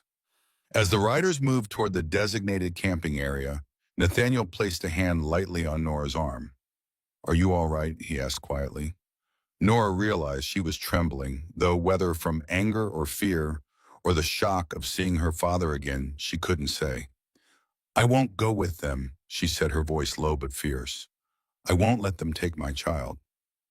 No one's taking you anywhere you don't want to go, Nathaniel assured her. His gaze moved to Harding, who was issuing instructions to the other men. But there's more happening here than we're being told. Grey Wolf joined them, his expression grave. The railroad man, he said. He has seen you before. Nora frowned. What do you mean? His eyes, Grey Wolf explained. When he saw you, he knows you. Nathaniel's expression sharpened. Are you sure? Grey Wolf nodded. Recognition, then satisfaction, like a hunter who finds his prey. Nora tried to remember if she had ever encountered Charles Harding before. The name was unfamiliar, but there had been many visitors to her father's house, many business associates whose faces blurred together in her memory. Could he be? She hesitated, then forced herself to voice the possibility. The father of my child. Nathaniel's expression darkened. Did you know the man who? Not well, Nora admitted. He was a government surveyor staying in town for a few weeks last summer. Edward was his name, Edward Marshall. She frowned. But this man is different. Older, more polished. People lie about names, Grey Wolf said simply, especially white men. We need to know more, Nathaniel decided, before tomorrow. He looked at Grey Wolf. Can your son get close enough to hear their talk? The chief nodded. Swift Arrow moves like his name. They will not see him. As Grey Wolf left to speak with his son, Nathaniel turned to Nora. You should rest, he said. Tomorrow will be difficult. Nora wanted to argue, to insist on being part of whatever plan was forming, but exhaustion was already pulling at her. The confrontation had drained what energy she had, and the child within her moved restlessly, responding to her agitation. What will they do? She asked. If I refuse to go? Nathaniel's expression was grim. Let's find out what they're really after first, he said. Then we'll decide how to proceed. Back in the cabin, Nora sank onto the bed, her mind racing despite her body's fatigue. Her father's appearance on the mountain was unsettling enough, but the revelation that he had promised her to Charles Harding, a stranger with unknown motives, was deeply disturbing. Why would he want to marry me? She asked aloud as Nathaniel built up the fire. A disgraced woman carrying another man's child. Nathaniel considered the question. Power, he said finally. Your father still has influence in the territory, connections in Washington. The railroad would value such things. But surely there are easier ways to forge an alliance, Nora argued. Why insist on me specifically? Nathaniel's expression was troubled. That's what we need to find out. As darkness settled over the mountain, the cabin became a strange island of calm in a sea of tension. Outside, three separate camps maintained wary vigilance, the Crow to the north, the town men to the south, and somewhere in between, Swift Arrow, silent as a shadow, listening for secrets that might determine all their fates. Nora tried to sleep but found herself staring at the ceiling, her mind cycling through fears and possibilities. What if Harding was indeed the father of her child, using a false name during his time in Redemption Creek? What if her father, desperate to salvage his reputation, had agreed to this marriage regardless of the cost to her? What if the child was merely an inconvenience to be resolved, as Harding had so coldly put it? She must have drifted off eventually, for she woke to Nathaniel's hand on her shoulder, gently shaking her. The cabin was dark, save for the banked fire, and his face was half in shadow as he bent over her. What is it? She asked, instantly alert. Swift Arrow has returned, Nathaniel said quietly, with news. Nora sat up, wincing as her back protested the movement. What did he hear? Get dressed, Nathaniel said. Grey Wolf is waiting. Sensing the urgency in his tone, Nora quickly pulled on her boots and coat. Outside, the night was clear and cold stars brilliant above the trees. Grey Wolf stood waiting near one of the small fires, his son beside him. Both men's faces were grim in the flickering light. Tell her, Grey Wolf instructed as Nora and Nathaniel approached. Swift Arrow spoke in careful English, his voice low. The railroad man talks when others sleep, he said. He does not know I listen from shadows. What did he say? Nora prompted when the young man paused. Swift Arrow glanced at his father, who nodded encouragement. He speaks to your father about the child, he continued. Says it belongs to him. Says he will take it when it comes. Nora felt the blood drain from her face. He admits he's the father. Swift Arrow shook his head. Not father, owner. He frowned, searching for the right words. He says, the child is experiment, special blood, worth much money to government. Experiment, Nora repeated, uncomprehending. What does that mean? Nathaniel's expression had darkened with each word. It means Harding is not who he claims to be, he said, and his interest in you and the child has nothing to do with marriage. Grey Wolf spoke up. There are rumors, he said, of white doctors who try to make perfect soldiers, who mix blood of different tribes, different races, looking for strength. That's monstrous, Nora said instinctively, placing a protective hand over her belly. And impossible. Not impossible, Nathaniel said grimly. Unethical, certainly. But the government has funded stranger research. Nora struggled to make sense of what she was hearing. Are you saying this man Harding, or whatever his real name is, deliberately chose me for some kind of breeding experiment? Nathaniel's jaw tightened. It would explain his unexpected appearance, his convenient solution to your father's problem. But my father wouldn't. Nora trailed off, the protest dying on her lips. Her father had already proven the depths to which he would sink to preserve his reputation and pursue his ambitions. Selling his disgraced daughter to a government researcher in exchange for railroad connections would hardly be beyond him. What else did you hear? Nathaniel asked Swift Arrow. The young man's expression was troubled. They will take her tomorrow, he said. By force if needed. The railroad man has papers. Sheriff tries to argue, but the captain says he will sign. Papers, Nora asked. What kind of papers?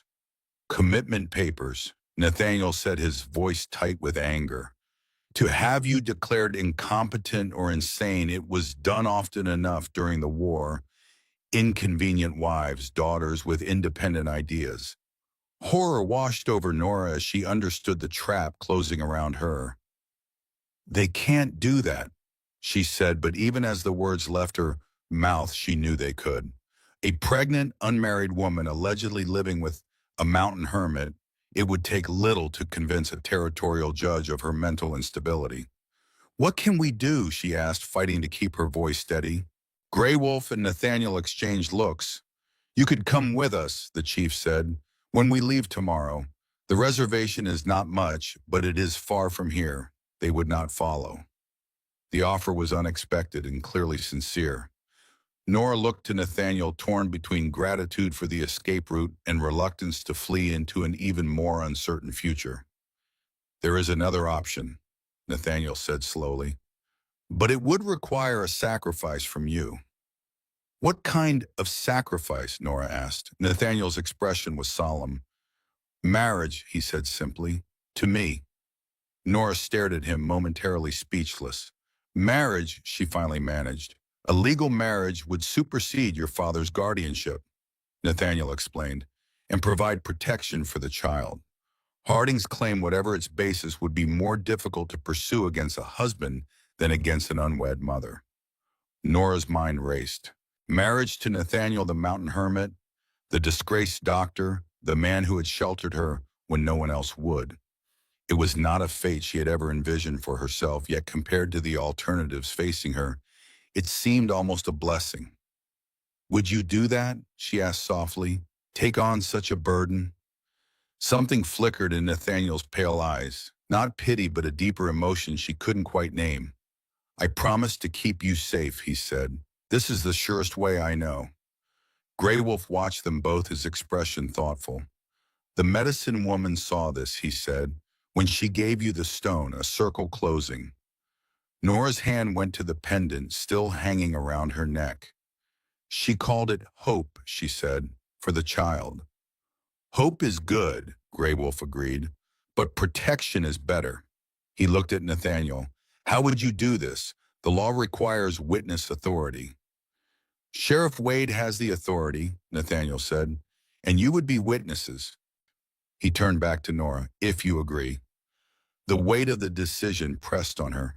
Marriage was not something she had taken lightly even before her current circumstances. Yet this would be a marriage of convenience, of protection, rather than love, a shield against those who would harm her and her child. "Yes," she said finally, her voice stronger than she expected. "I agree." Nathaniel nodded once, accepting her decision with the same quiet resolve he brought to all challenges. "Then we'll speak to Wade at first light," he said, "before the others are fully awake." As they returned to the cabin, Nora found herself wondering at the strange turns her life had taken. 6 months ago, she had been the respectable daughter of a prominent citizen, her future seemingly secure. Now she was preparing to marry a man she barely knew to protect a child, conceived in circumstances she preferred not to dwell on while fleeing forces she hadn't known existed. Yet despite the uncertainty surrounding her, Nora felt an unfamiliar sense of purpose. For the first time in her life, she was choosing her own path, however difficult it might be. And in Nathaniel Grey Wolf and the others, she had found allies who saw her as more than a possession or a problem to be solved. As she settled onto the bed for what remained of the night, Nora's hand rested on her belly, feeling the child's movements beneath her palm. "We'll be all right," she whispered, as much to herself as to the baby. "We'll find our way." Outside, the stars wheeled above the mountain, indifferent to the human dramas playing out beneath them. Tomorrow would bring its own challenges: the ceremony for Sarah and the twins, the confrontation with Harding and her father, the hastily arranged marriage that might be their only defense against forces they didn't fully understand.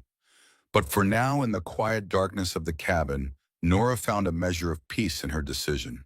Whatever came next, she would face it on her own terms, with hope as her compass and protection as her goal.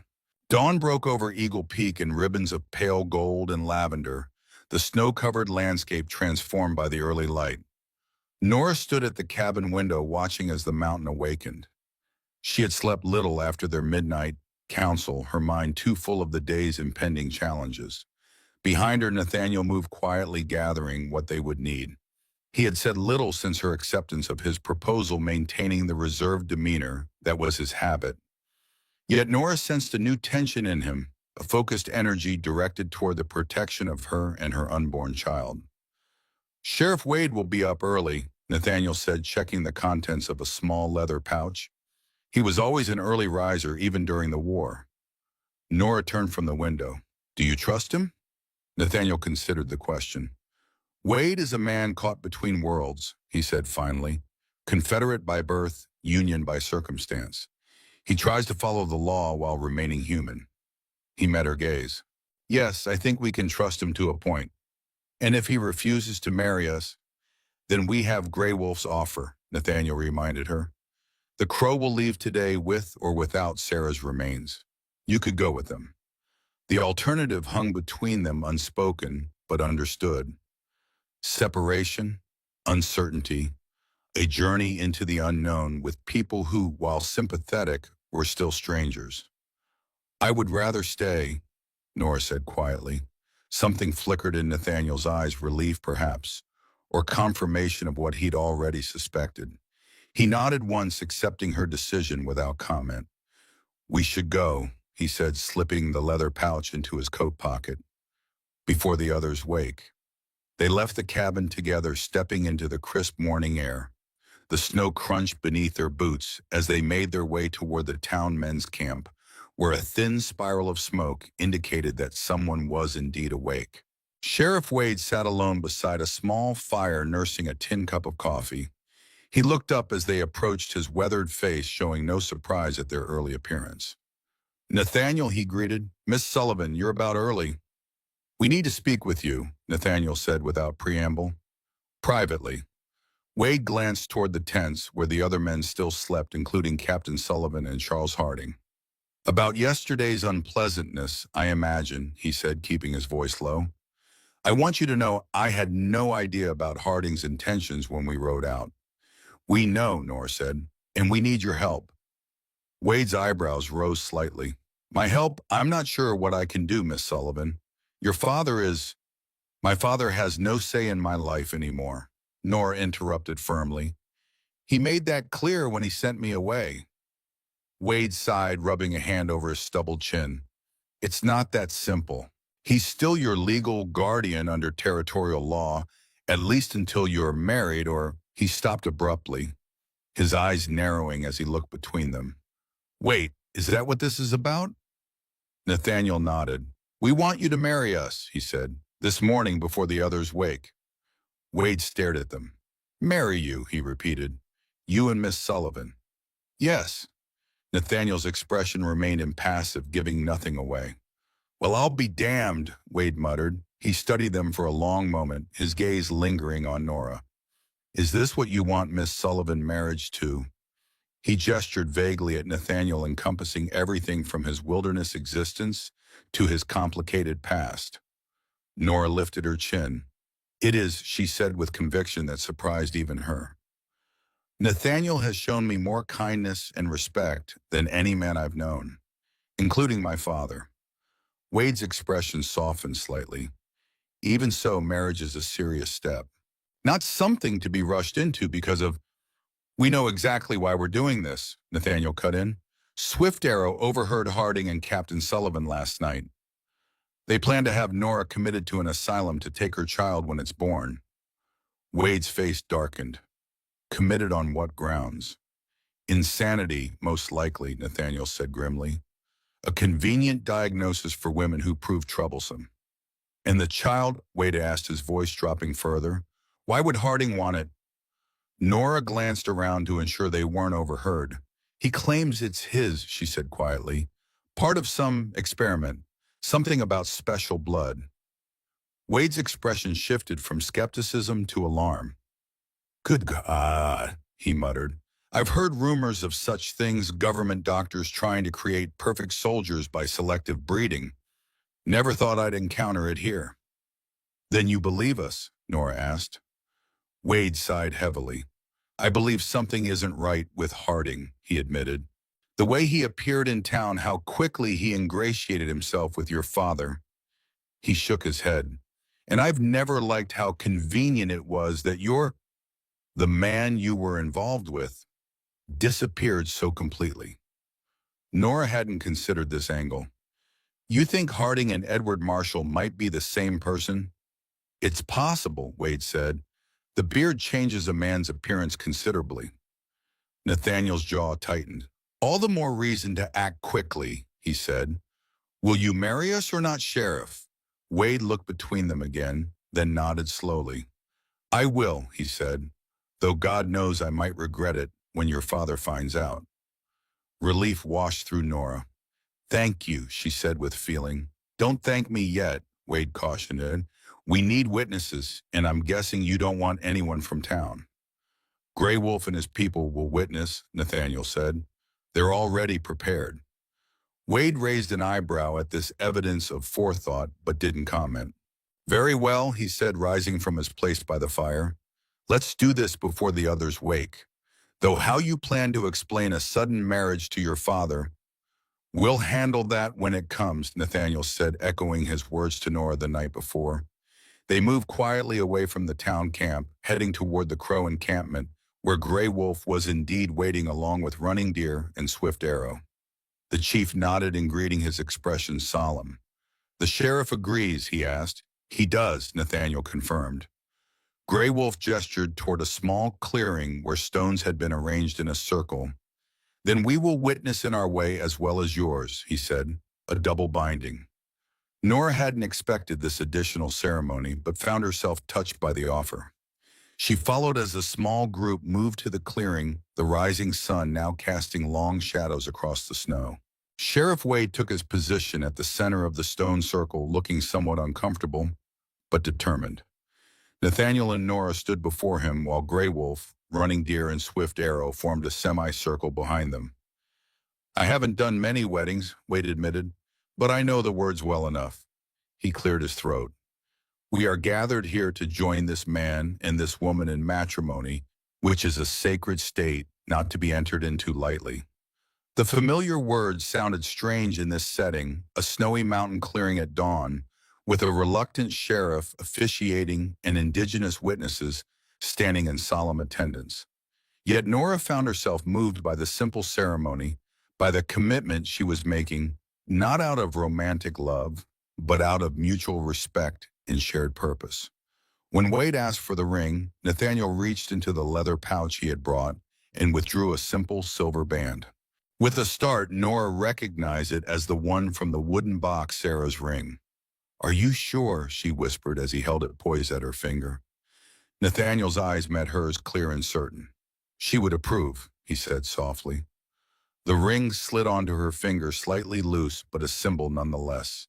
There was no ring for Nathaniel, but Grey Wolf stepped forward with a braided leather cord which he tied around Nathaniel's wrist with words in his own language. By the authority vested in me as sheriff of Redemption Creek County, Wade concluded, I now pronounce you husband and wife. There was no instruction to kiss the bride, for which Nora was grateful. Instead, Nathaniel simply took her hand in his, the gesture both formal and intimate. Grey Wolf stepped forward again this time, carrying a small clay bowl filled with what appeared to be red ochre. With his finger, he drew a symbol on Nathaniel's forehead, then on Nora's, a connection between them, a blessing in his people's tradition. Now you are bound in two worlds, he said. May your path be clear and your heart strong. Running Deer approached next, placing her hands on Nora's abdomen and speaking words that needed no translation, a blessing for the child, a prayer for safe passage into the world. The simple ceremony complete, they stood for a moment in silence, the mountain air still and cold around them. Then Sheriff Wade cleared his throat again. I should get back, he said, before the others missed me. I've written out a certificate of marriage. It's not fancy, but it's legal. He handed Nathaniel a folded paper. Good luck to you both. I think you'll need it. As Wade departed, Grey Wolf turned to Nathaniel. Now we must prepare for the other ceremony, he said, the one for which we came. Nathaniel nodded, his expression growing somber. I'll show you where to dig, he said. The ground is frozen, but we brought tools. Grey Wolf gestured to Swift Arrow, who left to gather the other crow men. Nora found herself standing alone with Runting Deer, who smiled at her with unexpected warmth. Wife, the medicine woman said one of the few English words she seemed to know. She touched the pendant around Nora's neck, then her own heart. Hope. Yes, Nora agreed, feeling the weight of the stone against her skin. Hope. The morning progressed with solemn purpose. While the crowmen led by Nathaniel worked to carefully exhume the remains of Sarah and the twin boys, Nora helped Running Deer prepare the cabin for the ceremony that would follow. They hung bundles of sage and sweetgrass from the rafters, cleared the center of the room, and laid out special blankets brought for the purpose. Through the window, Nora could see the town camp stirring. Soon her father and Harding would be awake, would come looking for her, would discover the change in her status. The thought brought both anxiety and a fierce kind of satisfaction. Let them come. She was no longer theirs to command. Mid-morning brought the somber procession back to the cabin, Nathaniel and the crowmen, carrying 3 small bundles wrapped in decorated hide. They had been respectful in their work, treating the remains with dignity and care. Even after 12 years, Nathaniel's grief was evident in the lines of his face as he helped place his family's remains on the prepared blankets. Grey Wolf began the ceremony with prayers in his own language, burning sage and using an eagle feather to waft the smoke over the remains. Running Deer joined him, her voice rising in a soft chant that filled the cabin. Nora stood beside Nathaniel, who watched the proceedings with contained emotion. Without thinking, she slipped her hand into his. His fingers tightened around hers briefly, a wordless acknowledgement of shared humanity in the face of loss. The ceremony continued for nearly an hour, the rhythmic chanting and prayers creating a space of reverence within the simple cabin. Nora, raised in the Protestant tradition of Redemption Creek, found herself moved by the Crow rituals, by their connection to the earth, and their honoring of those who had passed into the spirit world. Just as Grey Wolf was concluding the ceremony, the cabin door burst open. Charles Harding stood in the doorway, his face flushed with anger, Captain Sullivan visible behind him. "What the devil is going on here?" Harding demanded, his gaze sweeping the room before fixing on Nora. "Some kind of heathen ritual. Captain, this is exactly what I warned you about." Grey Wolf straightened, his dignity undiminished by the interruption. "We honor our dead," he said simply, "as all people should." Harding's lip curled in disdain. "Superstitious nonsense," he muttered. Then, focusing on Nora again, "Miss Sullivan, your father and I have been looking for you. It's time you returned to town where you can receive proper care." Nora lifted her chin. "I'm not going anywhere with you, Mr. Harding," she said firmly. "And it's Mrs. Gray now, not Miss Sullivan." A moment of stunned silence followed this announcement. Captain Sullivan pushed past Harding into the cabin, his face a mask of disbelief. "What did you say?" he demanded. Nora held up her left hand where Sarah's silver ring caught the light. "I'm married," she said, "this morning by Sheriff Wade. Everything legal and proper." Sullivan's face darkened with rage. "This is absurd," he spat. "No daughter of mine would marry a mountain hermit, a deserter." "I am not your daughter," Nora reminded him coldly. "You made that quite clear when you sent me away." Harding had recovered from his initial shock and was now regarding Nathaniel with calculating eyes. "Dr. Gray, is it?" he said, his voice deceptively casual. "How convenient that you failed to mention your medical background yesterday." "It wasn't relevant to our discussion," Nathaniel replied evenly. "Oh, but I think it is," Harding countered, "especially when one considers the unusual nature of your interest in Miss Sullivan's condition." The implication hung in the air, ugly and threatening. Nathaniel's expression hardened, but before he could respond, Sheriff Wade appeared in the doorway behind Sullivan. "That's enough, Harding," he said firmly. "The marriage is legal. I performed it myself." Sullivan whirled on him. "You had no right." "I had every right," Wade cut in. "Miss Sullivan, Mrs. Gray, now is of legal age. The law is clear on that point." "The law also recognizes mental incompetence," Harding said smoothly. A young woman traumatized by pregnancy living with a strange man on a mountain. It's a textbook case for intervention. Is that why you brought commitment papers? Nora asked, her voice steady despite the fear coiling in her stomach. To lock me away until my child is born, then take it for your experiments. Harding's expression flickered surprise, quickly masked by practiced composure. I don't know what nonsense you've been told. Swift Arrow heard you, Grey Wolf interrupted. Last night when you thought no one listened. You spoke of the child as property, as experiment. Harding's facade of civility cracked further. The ravings of a savage, he dismissed. Hardly credible testimony. Perhaps not alone, Sheriff Wade agreed, but combined with the telegrams I received this morning from the territorial governor's office. He withdrew a folded paper from his coat. Seems there is no Charles Harding employed by Western Pacific Railroad, nor is there any authorized survey team scheduled for Eagle Peak this spring. Sullivan stared at Wade, then at Harding. What is this? He demanded. You told me you had the full backing of the railroad, that my investment would be. Your investment is safe, Captain, Harding said tersely. There's been a misunderstanding, that's all. Administrative details that don't concern us here. He turned back to Nora, his voice hardening. The fact remains that your daughter requires care that cannot be provided in this wilderness. For her sake and the child's. The child is no longer your concern, Nathaniel said, stepping forward. Nor is my wife. Harding's expression turned ugly.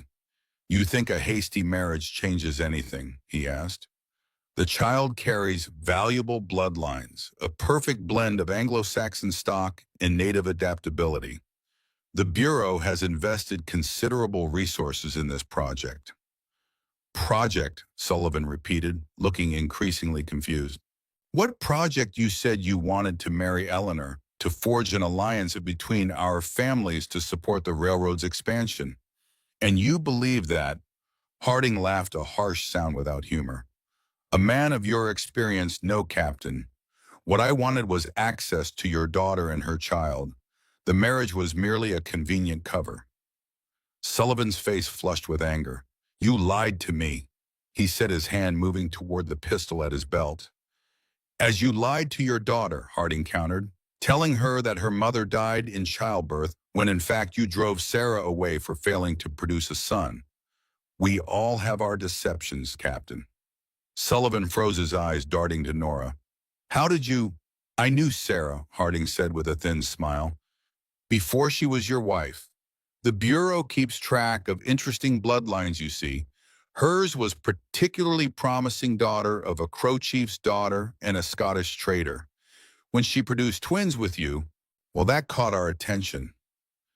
Twins, Nora whispered, the pieces suddenly falling into place. You knew about Hope. Of course, Harding nodded. Though your sister proved elusive once your mother took her west, you, however, remained conveniently accessible. And when you showed signs of your mother's receptiveness to certain attentions, it was a simple matter to arrange a meeting. Nausea rose in Nora's throat as she understood the full extent of Harding's manipulation. Edward Marshall, she said, that was you. A necessary persona, Harding agreed without shame. Young women are so much more responsive to a handsome face and romantic gestures than to scientific explanations. Sullivan's expression had transformed from anger to horror as the truth of Harding's scheme became clear.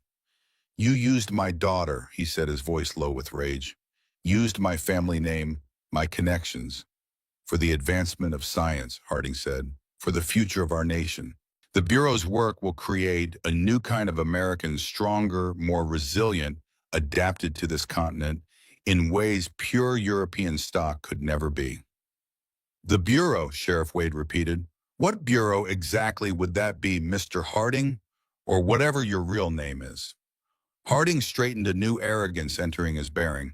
That information is classified, he said, but I can assure you, Sheriff, that my authority comes from the highest levels of government.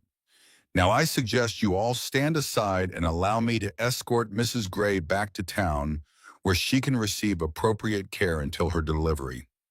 No, Nathaniel said the single word carrying the weight of absolute refusal. You have no choice, Harding said. I have men outside. And I have warriors, Grey Wolf interjected, who remember what government men did to their people, who would welcome the chance to balance that account. The threat hung in the air, clear and unmistakable. For the first time, Harding looked uncertain, glancing toward the door, where several crow men had indeed gathered, their expressions grim. This is absurd, he blustered. You can't defy the United States government based on tribal superstition and personal sentiment. The child is valuable property. The child is my grandchild, Sullivan said suddenly, his voice hard with newfound resolve. And Eleanor Nora is my daughter. Whatever lies I've told, whatever mistakes I've made, I will not allow you to treat them as specimens or for your twisted experiments. Nora stared at her father in astonishment. Of all the unexpected turns the confrontation had taken, his defense of her was perhaps the most surprising. Harding's face contorted with frustration. Don't be a fool, Sullivan, he snapped. The Bureau will not be denied. If not today, then tomorrow or the next day. We have resources you cannot imagine. So do we, Sheriff Wade said quietly. Resources like the territorial governor's ear, and a federal marshal who owes me a favor, and newspapers always hungry for stories of government overreach. He stepped closer to Harding. I'm placing you under arrest, sir, for fraud at minimum, possibly for much more once we determine exactly what you've been doing in my jurisdiction. Harding's hand moved suddenly to his coat, withdrawing a small pistol that had been concealed there. I think not, Sheriff, he said, his voice cold. Step back, all of you. The woman comes with me, the Bureau's work, and will not be interrupted by frontier sentimentality. For a tense moment, no one moved. Then, with a swiftness that belied his size, Nathaniel lunged forward and knocking Harding's arm upward just as the pistol discharged. The shot went wild, splintering one of the cabin's roof beams. In the chaos that followed, several things happened at once. The Crow warriors surged into the cabin, swift arrow tackling Harding to the ground. Sheriff Wade drew his own weapon, covering the town men who had come running at the sound of the shot. And Captain Sullivan, with a cry of alarm, caught Nora as she suddenly doubled over in pain. Nora! Sullivan's voice was panicked. What is it? Are you hit? Nora shook her head, unable to speak, as another wave of pain gripped her. Not a bullet wound, something far more primal and inevitable. Nathaniel was at her side instantly, his hands gentle but urgent as he helped her to the bed. The child, he said, confirming what Nora already knew. It's coming. Now, Sullivan asked incredulously, but it's too early. Not too early. Nathaniel corrected, his focus entirely on Nora. 7 months is viable, but to stress the confrontation. He looked up at Running Deer, who had already begun gathering her medicines. We need to move quickly. Grey Wolf took command of the situation, issuing orders in his own language. The Crow warrior secured Harding, binding him with his own belt. Sheriff Wade directed the town men to return to their camp and prepare to leave. Take him with you, Grey Wolf told Wade, nodding toward the struggling Harding. His presence brings bad spirits to the berth. Wade nodded, gesturing for his deputies to remove the prisoner. I'll come back when it's over, he said to Nathaniel, to check on Mrs. Gray. Sullivan alone remained hovering uncertainly at the edge of the activity centered around his daughter. I should stay, he said, though it sounded more like a question than a statement. Nathaniel looked at him for a long moment, then nodded once. Stay if you wish, he said, but understand she is my wife now, and this is our child. Your role is witness, not authority. Sullivan's jaw tightened at the directive, but he nodded his acceptance. What can I do? He asked. Boil water, Nathaniel said, already turning his attention back to Nora, and stay out of the way. The labor progressed with relentless intensity. Nora, who had imagined this moment with fear and uncertainty, found herself carried through it by the steady presence of Nathaniel and Running Deer. They worked together with the coordination of longtime partners, anticipating each other's needs, offering support both physical and spiritual. The pain was immense, washing over her in waves that seemed impossible to endure until they receded, leaving her gasping and determined. Nathaniel's hands were sure and gentle, his voice a constant anchor urging her on, praising her strength, guiding her through each stage of the ancient process. Running Deer chanted softly, burning herbs that filled the cabin with a purifying scent, applying poultices to ease the path of birth. Even Sullivan made himself useful, following Nathaniel's terse instructions without complaint, his face pale but resolute as he witnessed his daughter's courage. As the winter afternoon waned toward evening, the labor intensified. Nora lost track of time, focused only on the rhythm of pain and rest, on Nathaniel's steady voice telling her when to push, when to breathe, when to gather her strength for the next effort. "The head is coming," he said finally, his tone shifting from calm direction to quiet wonder. "One more push, Nora, one more."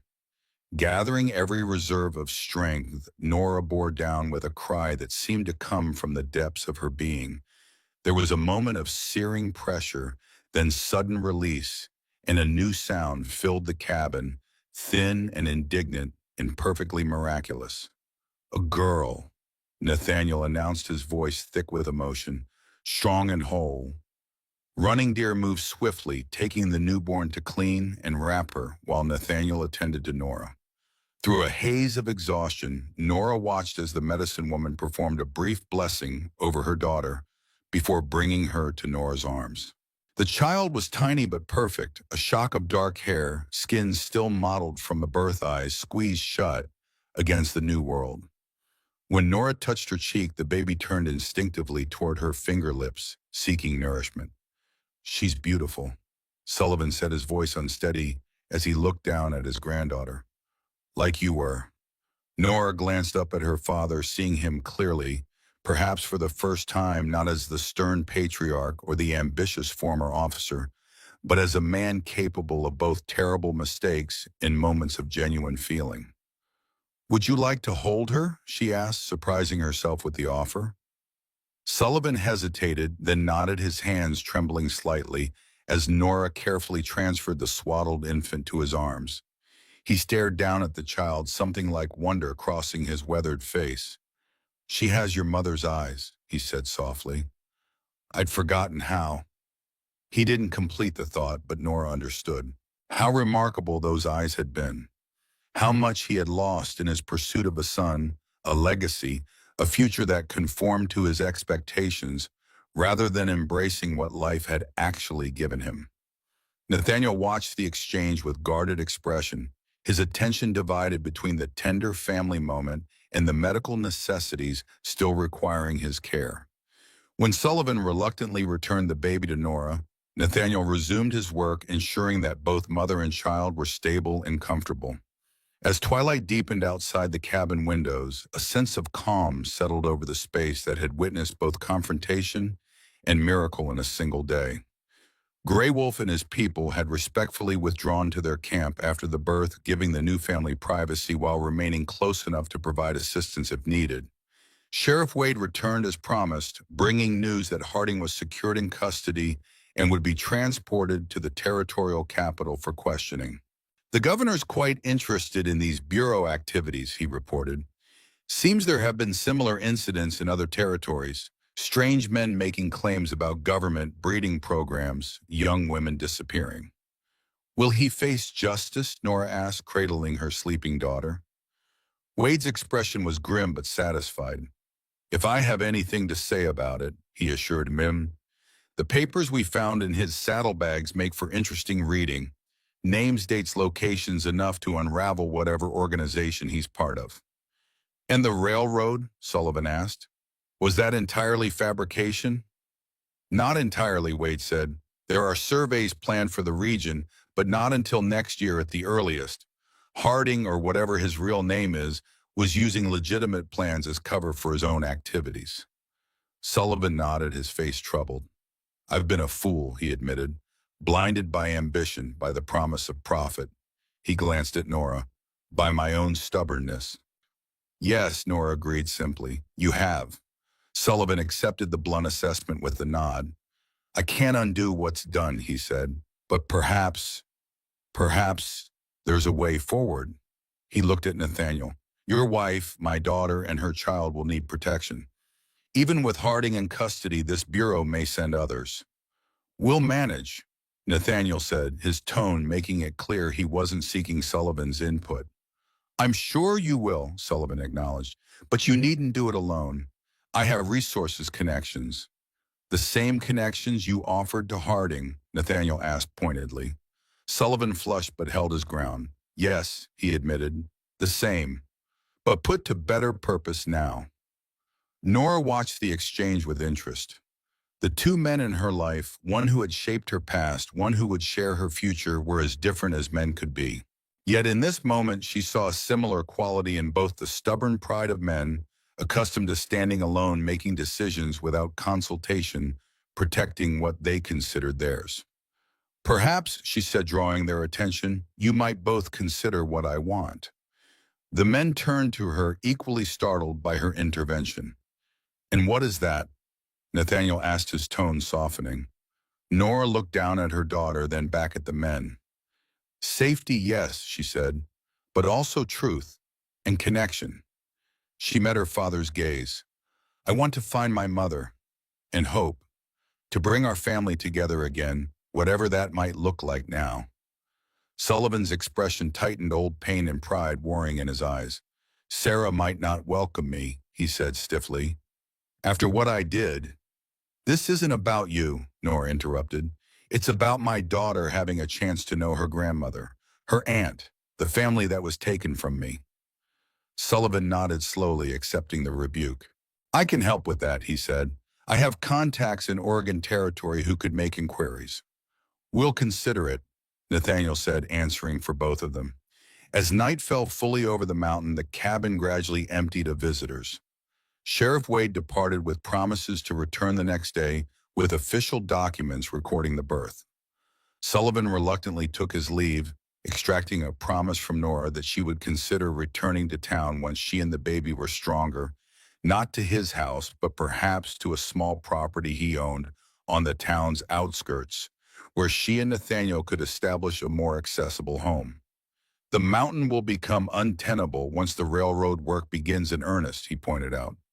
And your child will need education, society opportunities that can't be found in isolation.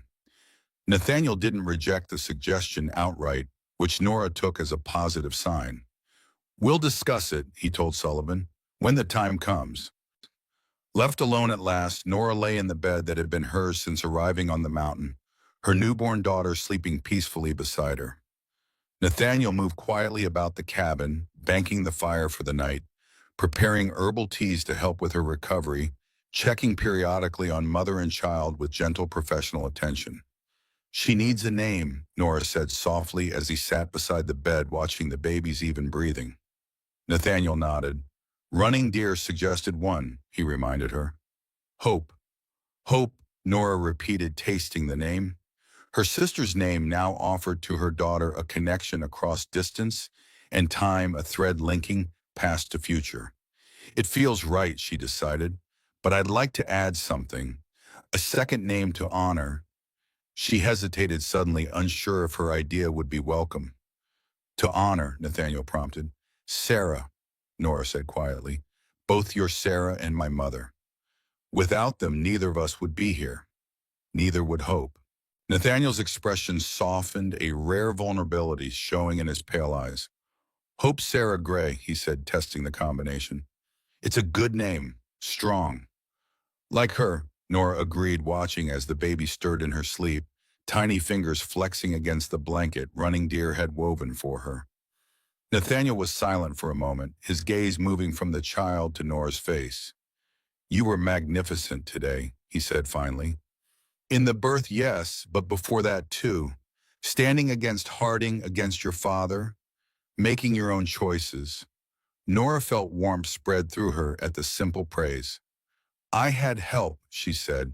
You, Gray Wolf, Running Deer. She smiled slightly. Even my father at the end. Even so, Nathaniel insisted, the strength was yours.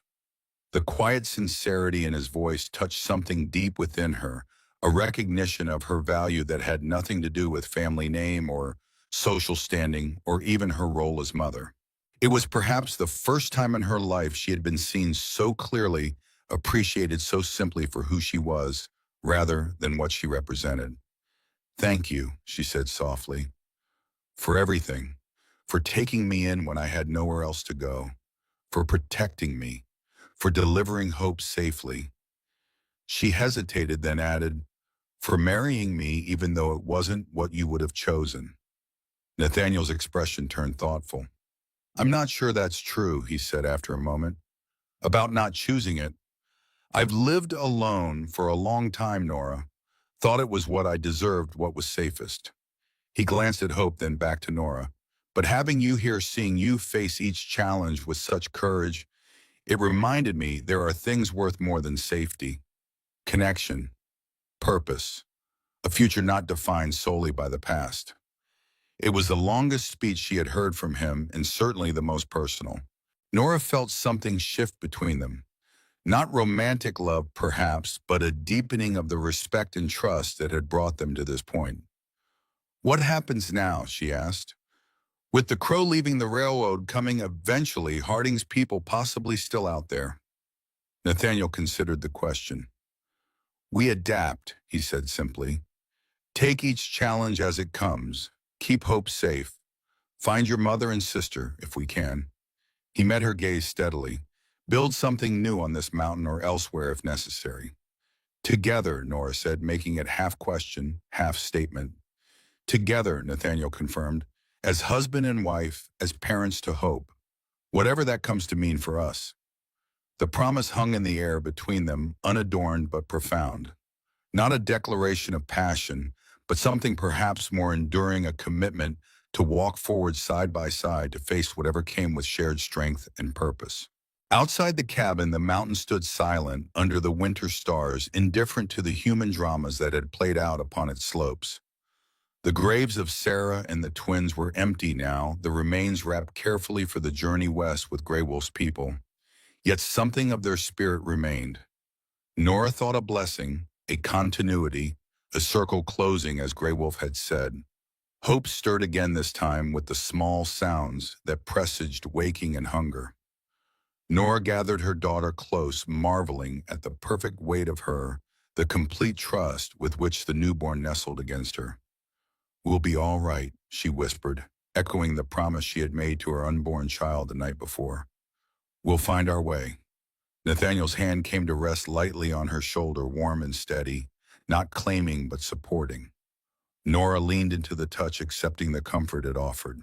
Together they sat in the quiet cabin, the small family forged not of conventional romance, but of necessity and choice and shared purpose. Outside, the wind moved through the pines, carrying the first faint scent of the spring that would eventually come, changing the mountain as it had for countless seasons before. Change would come to them too. Nora knew this with certainty. The railroad, the search for her mother and sister, the decisions about where and how to raise Hope. But for now, in this moment of calm after storm, she allowed herself to simply be a new mother, a new wife, a woman who had found strength she hadn't known she possessed. Hope began to nurse, her tiny hand resting against Nora's skin. Nathaniel remained beside them, his presence a quiet affirmation of the vows they had exchanged that morning. The fire crackled in the hearth, casting dancing shadows on the cabin walls, where Sarah's medicine still hung, where new life now flourished. On Eagle Peak, as winter slowly yielded to spring, the keeper had found something worth keeping, beyond his solitude and regrets. And Nora, sent to the mountain as punishment, had found instead a different kind of redemption, one built on truth, on choice, on the courage to begin again. Hope Sarah Gray slept in her mother's arms, unaware of the journey that had brought her safely into the world, untroubled by the challenges that lay ahead. For now, she simply was the embodiment of her name, the promise of future dawns, the living bridge between past and possibility. And that, Nora thought as she met Nathaniel's steady gaze above their daughter's head, was more than enough for today.